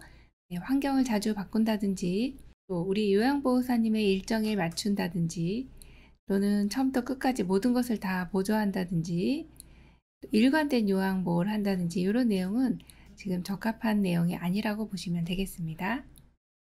2번, 치매 대상자의 식사 돕기 중 옳은 것은? 1번, 졸고 있는 중에도 제공된 식사는 하도록 한다. 2번, 작고 딱딱한 음식을 제공한다. 3번, 식탁 위에 소금을 둔다. 4번, 사례가 자주 걸리면 좀 더 걸쭉한 액체 음식을 제공한다. 5번, 투명한 유리 제품을 제공한다. 정답 골라보겠습니다. 네, 4번입니다. 사례가 자주 걸리면 좀 더 걸쭉한 액체 음식을 제공하는 것이 맞는데요. 사례라고 하는 것은 기도로 음식물이 들어가서 식도로 들어가야 할 음식물이 꿀꺽하면 이렇게 뒤로 넘어가는데요. 기도로 넘어간다는 건 이 앞쪽으로 공기 다니는 길로 넘어가는 것입니다. 그러다 보면 폐로 내려가게 되죠. 이러면 이제 폐렴이 올 수도 있고 기관지염도 오겠죠. 자, 그래서 이런 경우에 걸쭉한 액체 음식을 드리면 사례가 훨씬 덜 걸리게 됩니다. 그래서 이 내용은 출제 많이 되는 내용이니까요. 기억을 해주시면 되겠고요. 또 졸고 있는 중에는 식사를 하지 않습니다. 또 작고 딱딱한 음식은 훨씬 더 사례가 많이 걸리세요. 안 드시고요. 식탁에 소금 드시면 또 너무 짜게 드시죠. 혈압 올라갑니다. 또 투명한 유리 제품은 유리가 깨질 수가 있기 때문에 안 되겠습니다. 3번, 치매 대상자의 식사를 돕는 방법으로 옳은 것은? 1번, TV를 크게 틀어준다. 2번, 식사 장소를 자주 바꿔준다. 3번, 식사 시간은 자유롭게 정한다. 4번, 숟가락을 인지할 수 있게 약간 무거운 것을 사용한다. 5번, 모든 음식은 믹서로 갈아서 제공한다. 정답 골라볼까요? 네, 4번입니다. 숟가락을 인지할 수 있게 약간 무거운 것을 사용하시면 드시다가 식사하는 것을 잊는 경우가 있으세요. 그래도 무겁기 때문에 인지할 수가 있습니다. TV를 크게 틀어주시면 너무 TV에 집중하게 되셔서 식사할 땐 TV를 꺼주시는 것이 맞고요. 식사 장소 바꿔주시면 혼란스럽습니다. 안 되겠죠? 식사 시간 자유롭게 정해주시면 어르신들 마음대로 드시기 때문에 계속 드실 수도 있고 안 드실 수도 있고 이렇습니다. 규칙적으로 드시는 게 좋겠습니다. 모든 음식을 믹서로 가는 것이 아니고 이제 삼키는 것이 힘들어지신 분들, 또 씹는 것을 잊어버리시는 분들, 이런 분들은 이제 갈아서 드리게 됩니다. 4번 치매 대상자에게 원인을 알 수 없는 체중 감소가 나타났을 때 돕는 방법은 1번 기름진 음식을 제공한다. 2번 음식을 수시로 제공한다. 3번 고열량의 액체 음식을 제공한다. 4번 경관 영양을 한다. 5번 식사량을 2배로 늘린다. 정답 골라보겠습니다. 정답은요? 네, 3번입니다. 네, 이런 경우에 이제 대상자가 체중 감소가 나타났는데 원인을 알 수가 없네요. 그런 경우는 드시는 양의 열량을 높여주시면 같은 음식을 드시더라도 체중 감소가 좀 적게 일어나게 됩니다. 그래서 고열량의 액체 음식을 제공한다. 그렇게 보시면 되겠습니다. 5번 대상자가 바지 뒷부분을 잡고 앉아보자 못하며 구석진 곳을 찾을 때 대처 방법은 1번 화장실로 내려간다. 2번 즉시 기저귀를 채운다. 3번 좋아하는 음식을 제공한다. 4번 함께 산책을 나간다. 5번 목욕을 시킨다. 정답 골라볼까요? 정답은요. 네, 1번입니다. 화장실로 내려간다입니다. 바지 뒷부분 잡고 안절부절 못하는 경우는 이런 경우 비언어적인 의사소통 중에 배설을 하고 싶은 경우에 이런 경우가 많습니다. 그래서 이럴 때는 화장실로 가셔서 생리적인 욕구를 먼저 해결해 주시는 것이 맞겠네요. 6번 치매 대상자의 옷 입기를 돕는 방법으로 옳은 것은 1번 옷 입기를 거부하며 입히지 않는다. 2번 시간이 오래 걸리므로 직접 입혀준다. 3번 색상이 화려하고 장식이 달린 옷을 제공한다. 4번 수치심을 느끼지 않도록 혼자 입게 둔다. 5번 순서대로 입지 못하는 경우 속옷부터 순서대로 놓아준다. 정답은요? 네, 5번입니다. 순서대로 입지 못하는 경우가 있어요. 이럴 때는 속옷부터 놓아주시는 게 맞고요. 거부하시는 경우는 조금 기다렸다가 입히시던지 아니면 목욕하실 때 옷을 벗으시기 때문에 그때를 이용해서 갈아입혀 주시면 되겠죠. 또 오래 걸린다 해서 직접 입혀 주시는 것이 아니라 어르신이 협조해 주신 상태에서 입혀 주시는 게 훨씬 더 어르신의 잔존 능력을 남아있게 할 수 있습니다. 또 화려하고 장식이 달린 옷은 삼가해 주셔야 되겠고요. 수치심을 느끼지 않도록 한다 해서 혼자 입게 두시면 옷을 제대로 못 입으실 수가 있어서 옆에서 도와주시면 되겠어요. 7번 치매 대상자가 짐을 싸다가 다시 풀어놓는 행동을 하루 종일 반복하는 경우 적절한 대처 방법은 1번 다른 방에 혼자 있게 한다. 2번 벌과 보상을 적절히 사용한다. 3번 멈출 때까지 지켜본다. 4번 단순한 소일거리를 제공한다. 5번 반복 행동을 못하도록 짐을 뺏는다. 정답은요? 4번 단순한 소일거리를 제공한다입니다. 짐을 싸다가 풀어놓는 이런 행동을 이제 반복하는 행동이라고 보시면 되는데 하루 종일 반복하시는 거예요. 그러면 이런 너무 반복하는 거를 못하게 하진 않지만 주의를 환기시켜서 다른 활동을 하게 하시면 좋거든요. 그래서 단순한 소일거리를 제공하는 걸 골라주시면 되고요. 이렇게 반복한다 해서 이렇게 혼자 있게 하시진 않아요. 벌과 보상 같은 경우는 부적절한 성적 행동이 있을 때 이렇게 해주십니다. 멈출 때까지 지켜보며 하루 종일 하시게 됩니다. 또 못하도록 하시지는 또 않습니다. 그래서 관심을 좀 다른 데로 돌려주시는 방법이 여기서는 가장 적합한 방법이라고 보시면 됩니다. 8번 치매 대상자가 밥을 먹은 직후에도 배고픔을 계속 호소할 때 올바른 대처 방법은 1번 열량이 높은 기름진 간식을 준다.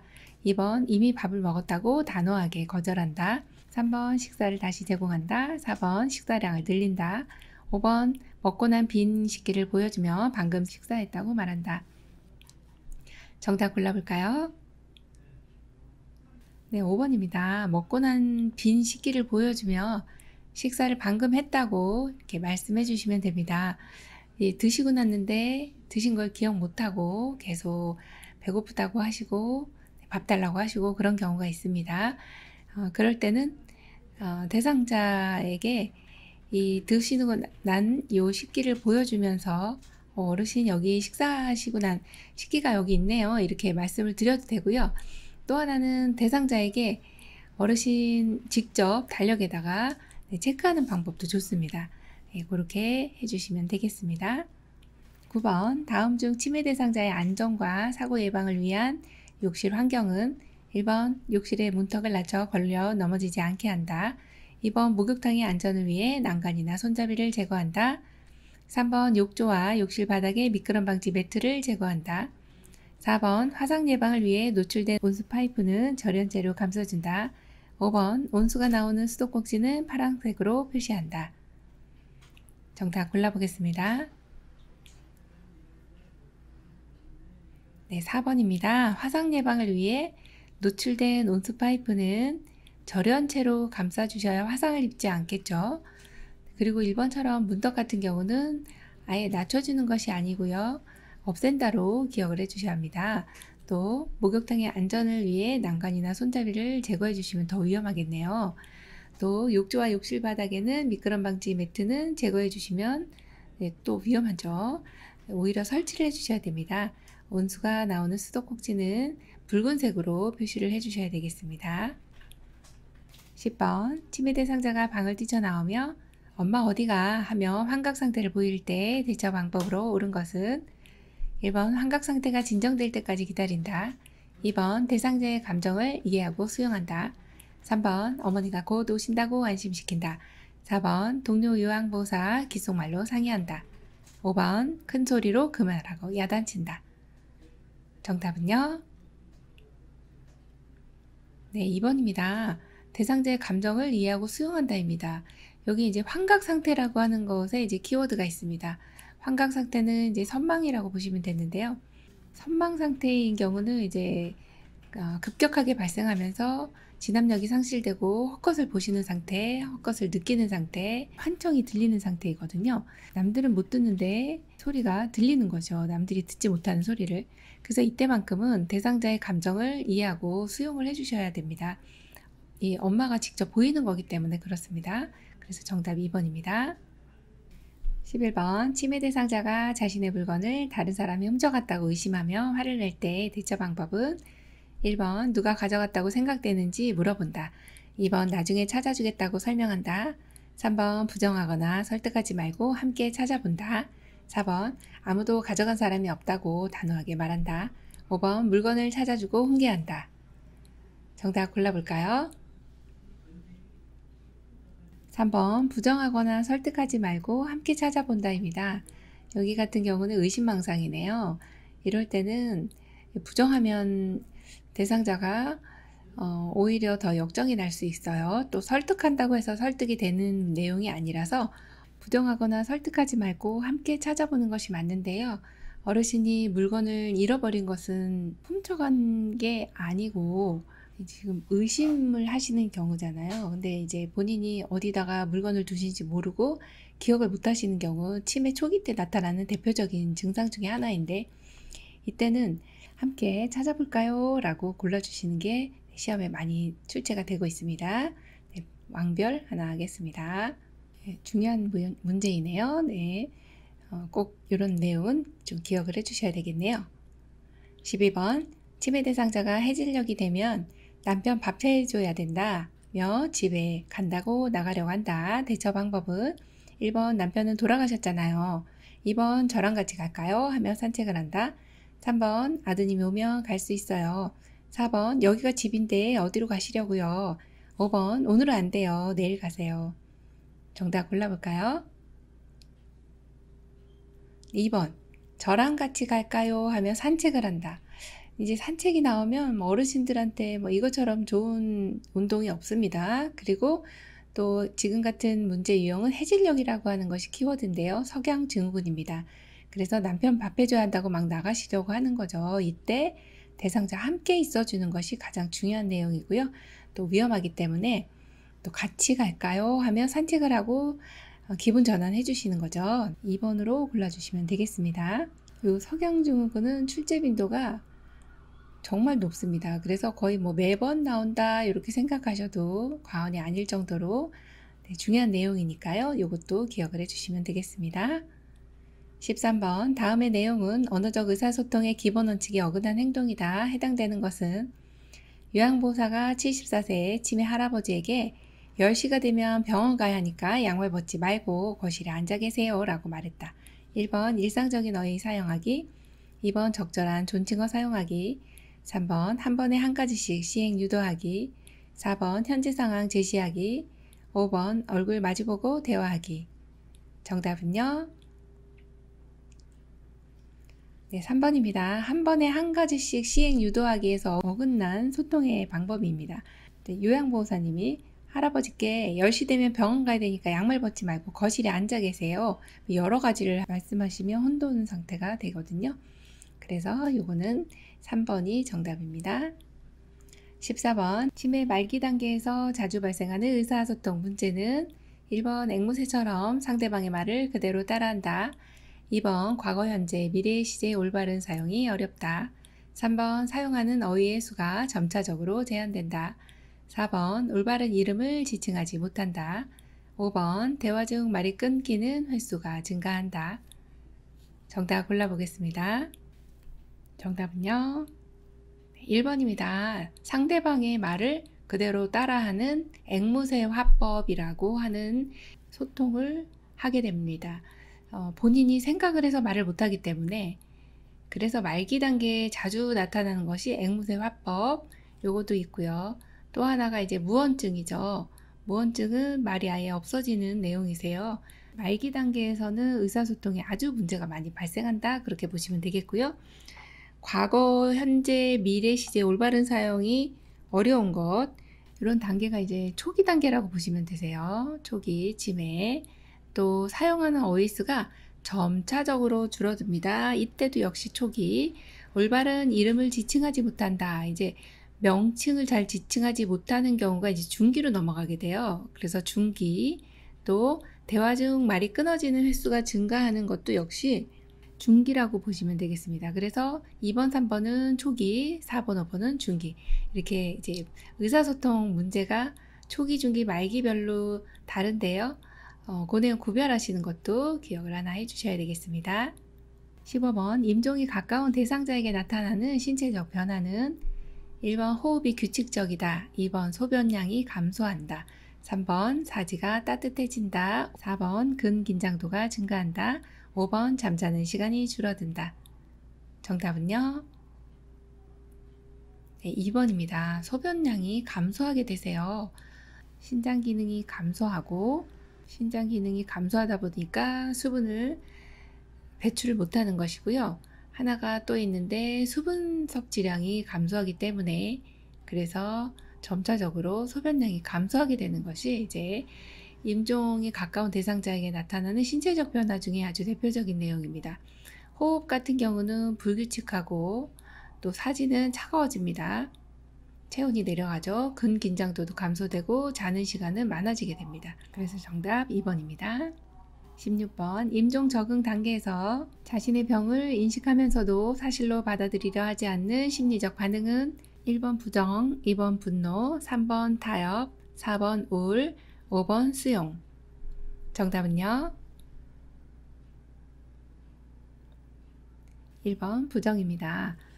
네, 이 부정 같은 경우는 임종 적응 5단계가 지금 여기서부터 순서대로 보통 부정, 분노, 타협, 우울, 수용 이 5단계를 겪게 되는데 모두 그렇지는 않아도 대체로 이렇게 겪는다고 보시면 되는데 이걸 사실로 받아들이지 않아요 라고 하는 게 키워드입니다. 사실로 받아들이지 않는 심리적인 특성이기 때문에 부정하는 것이죠. 긍정이 아니고 부정이라 정답 1번입니다. 17번 다음 설명에 해당하는 임종 적응 단계는 손주가 장가갈 때까지만 살게 해주세요 라고 말한다. 삶이 얼마간이라도 연장되길 바란다. 1번 부정, 2번 타협, 3번 수용, 4번 분노, 5번 우울. 정답은요? 네, 2번 타협입니다. 임종 적응 5단계 중에서 가장 쉬운 내용이라고도 볼 수 있는데요. 뭐뭐 할 때까지만이라는 이러한 키워드가 붙게 됩니다. 뭐뭐 할 때까지만 우리 손주가 장가갈 때까지만 또 삶이 얼마간이라도 연장되기를 바란다. 이런 내용이 바로 타협이라고 보시면 되겠습니다. 18번 위안 말기 대상자가 슬픔을 말로 표현하지 않고 혼자 있으려고 할 때 대처 방법은 1번 외부 활동에 참여하게 한다. 2번 슬픔의 표현을 자제하게 한다. 3번 손을 잡아주며 함께 있어준다. 4번 마지막 정리를 할 수 있도록 돕는다. 5번 관심을 다른 데로 돌리도록 계속 말을 건넨다. 정답은요? 네, 3번입니다. 손을 잡아주며 함께 있어준다입니다. 대상자가 말로 표현하지 않는 이 단계는 우울 단계세요. 이때는 누군가 옆에 있어주신다면 많은 위로가 된다고 생각하시면 됩니다. 19번 임종 과정 동안에 나타나는 신체의 변화에 대한 요양보로 옳은 것은 1번 실금하면 침성병기를 대준다. 2번 몸이 차가워지면 담요를 덮어준다. 3번 수면 상태가 길어지면 흔들어 깨운다. 4번 가래가 축적되면 침상머리를 낮춘다. 5번 불안정 시에는 동작을 억제한다. 정답은요? 2번이죠. 몸이 차가워지는 경우가 이제 임종이 가까워지면 이제 몸이 차가워집니다. 싸늘해지죠. 체온이 내려가고 그럴 때는 이제 전기 제품은 삼가해 주시고요. 이렇게 담요를 덮어 주시는 것이 가장 적당한 요양보호라고 보시면 됩니다. 20번 임종한 대상자의 사후관리로 옳은 것은 1번 방을 깨끗하게 정리하고 조명을 밝게 조절한다. 2번 의치는 즉시 빼서 보관한다. 3번 부착된 튜브나 장치를 신속히 제거한다. 4번 사후 강직이 시작되기 전에 바른 자세를 취해준다. 5번 시트로 대상자의 얼굴을 덮어준다. 정답은요? 4번입니다. 사후 강직이 시작되기 전에 바른 자세를 취해준다. 사후 강직은요, 2시간에서 4시간 정도면 이제 시작되거든요. 그 전에 자세를 잡아주시는 게 맞고요. 또 방은 깨끗하게 정리하시는 거는 맞지만 조명은 차분하게 해주시는 것이 맞습니다. 그 다음에 의치 같은 경우는 가족과 상의를 해주셔야 하고요. 또 튜브나 부착된 장치는 의료인에게 맡겨주셔야 되겠어요. 또 시트로 대상자의 얼굴 아니고요. 어깨까지 덮어주시는 내용 시험에 출제 잘 되고 있습니다. 21번 임종 직후 혈액 정체로 인한 얼굴색의 변화를 예방하기 위한 방법으로 옳은 것은 1번 튜브나 장치를 즉시 제거한다. 2번 침상머리를 낮춘다.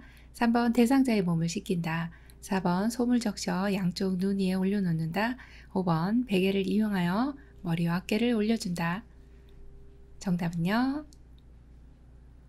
네, 5번입니다. 베개를 이용하여 어깨와 머리를 올려준다. 이 내용이 정답인데요. 지금 같은 경우는 이제 임종 직후입니다. 돌아가셨어요.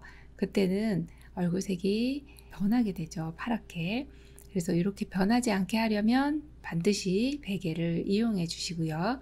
그리고 이 전 단계에서 이제 대상자가 임종이 임박했을 때 호흡곤란이 나타나죠. 가슴에서 돌 굴러가는 소리가 납니다. 그때는 상체를 올려준다가 정답이에요. 그래서 요거하고 헷갈리시지 않도록 기억해 주셔야 되겠습니다.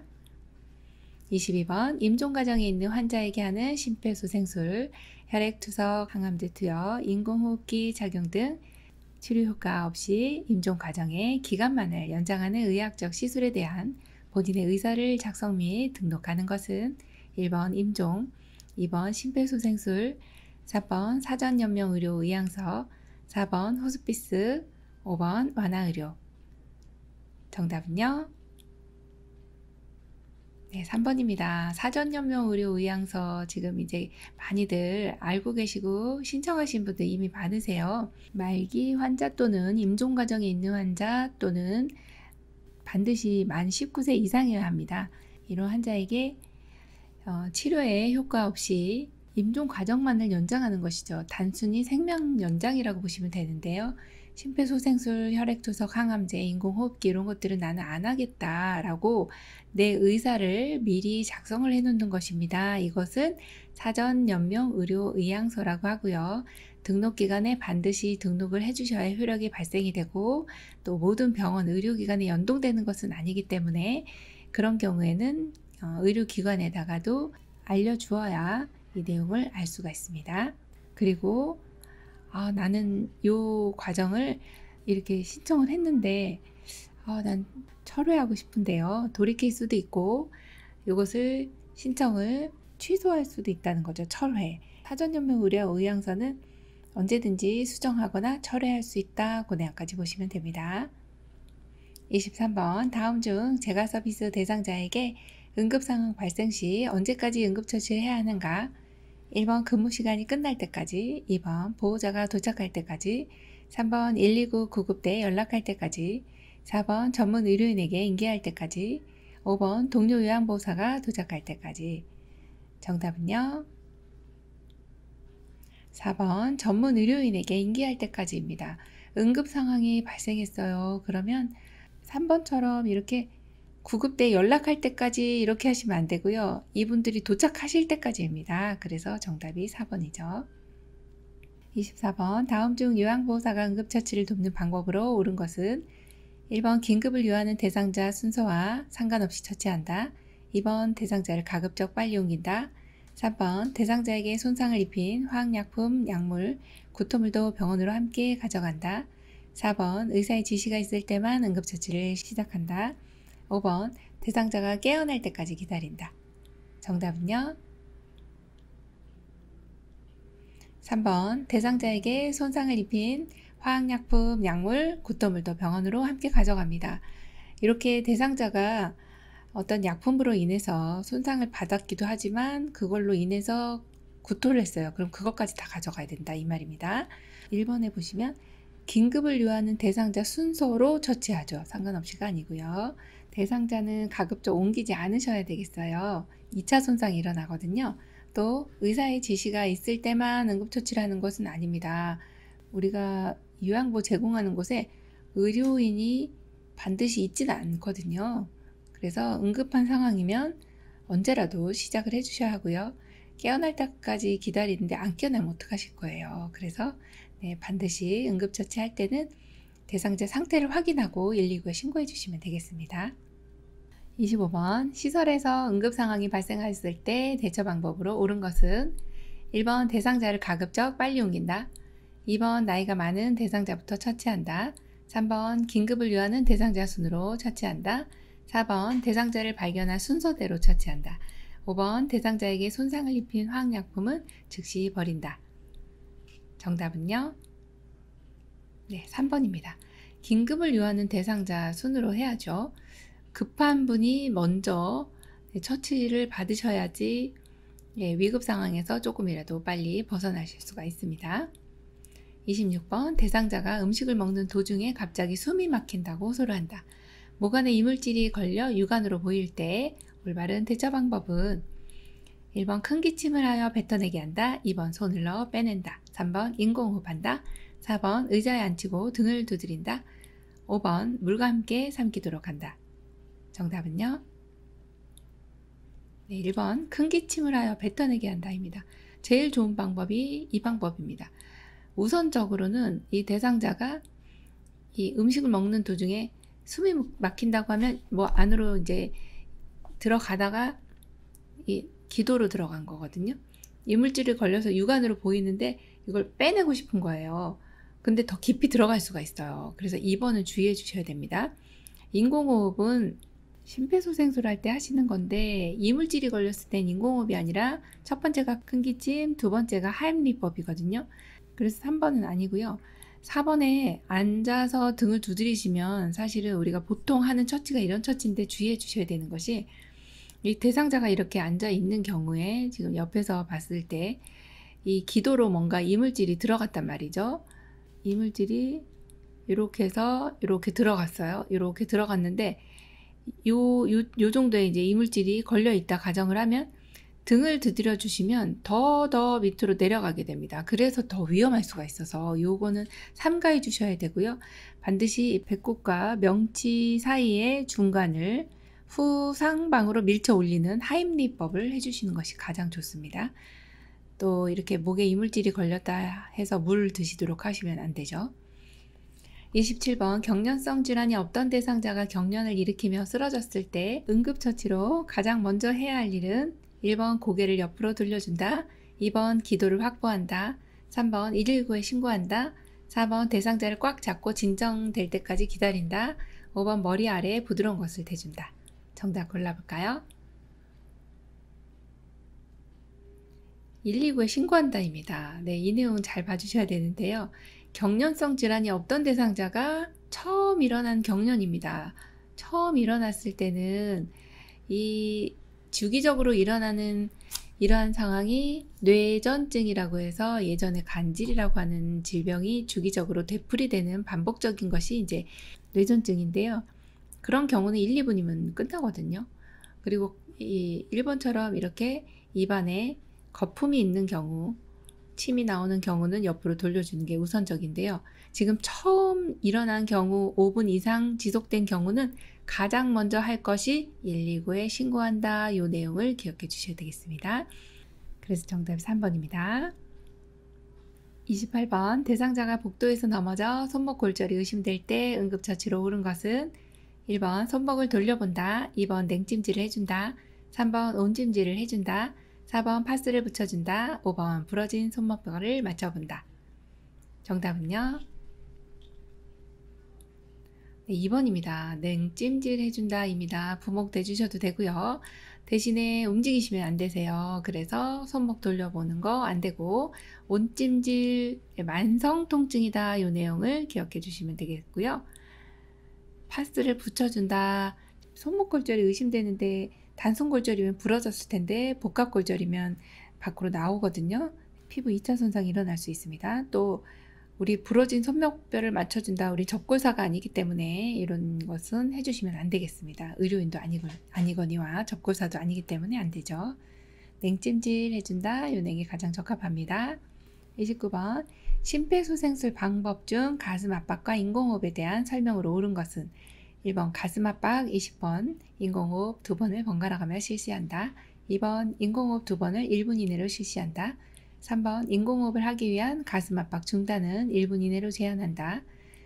4번 2인 이상의 구조자가 심폐소생술을 하는 경우 2분마다 또는 5주기의 심폐소생술 후에 가슴 압박 시행자를 교대한다. 5번 인물을 교대할 때도 가슴 압박 중단을 최대한 길게 한다. 정답은요? 4번입니다. 2인 이상 구조자가 심폐소생술 하는 경우 2분마다 또는 5주기의 심폐소생술 후에 가슴 압박 시행자를 교대합니다. 2인 이상이면 한 명은 가슴 압박, 한 명은 인공호흡 이렇게 두 명이서 30대 2의 비율로 둘이서 번갈아 가면서 시도를 하는데 이것을 5번을 반복하게 되면 5주기 하면 이것이 딱 2분이 됩니다.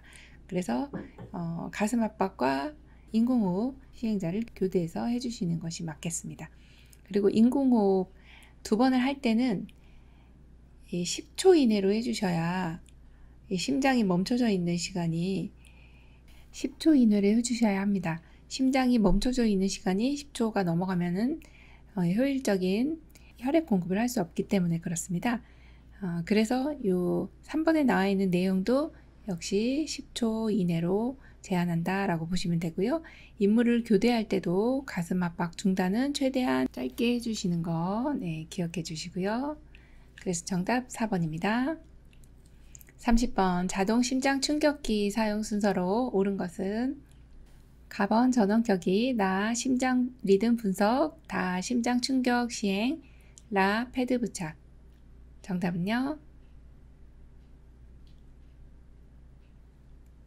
3번 가라 나다입니다. 심장 충격기가 오면 심폐소생술을 하다가 어느 단계든지 바로 지체 없이 전원을 켜주셔야 돼요. 그래서 바로 적용해 주셔야 되는데 자동 심장 충격기가 심폐소생술만 하는 것보다 3배 이상의 생존율을 보이고 있어요. 3배 이상 생존율이 높아지기 때문에 이거 반드시 바로 적용해 주시는 게 좋습니다. 전원이 작동이 안 되면 무용지물이거든요. 그래서 제일 먼저 전원 켠다. 전원을 켜면 심장이 뛰는지 안 뛰는지 봐야 되거든요. 그래서 전원을 켠 이후에 패드를 부착해야 심장이 뛰는지 안 뛰는지 알 수 있습니다. 이거 이제 심전도라고 하는 거 우리가 검사를 하면 이렇게 패드를 붙이고 검사를 하죠. 그래서 패드를 부착하고요. 그 다음에 심장이 정말 뛰나 안 뛰나 기계가 분석해 줍니다. 사람보다 정확하게 분석을 해줍니다. 그리고 마지막 제세동 실시해 주시면 돼요. 심장이 멈췄을 때 심정지 대상자에게만 해주셔야 되고요. 이 제세동이라고 하는 건 미세한 움직임, 즉 수축이 일어나지 않고 달달달달달달 바들바들바들 떨고 있는 것을 이제 세동이라고 하는데 그걸 없애야 된다. 제거하자 세동 이렇게 보시면 됩니다. 그래서 보통 이제 쉬운 말로 심장 충격 이렇게 이야기를 합니다. 이것이 마지막 단계죠. 그리고 심장 충격이 시행이 되고 나면 반드시 심폐소생술을 계속 이어서 해주셔야 되는 것까지 기억해 주시면 됩니다. 요양보호사 자격시험 대비하여 특수요양보호 문제풀이 30문제 풀어봤습니다. 5일 동안 속성방 공부하시느라고 수고 많으셨고 공부 열심히 하신 만큼 시험에 많은 도움 되시기 바랍니다. 요양TV 장희연 강사였습니다.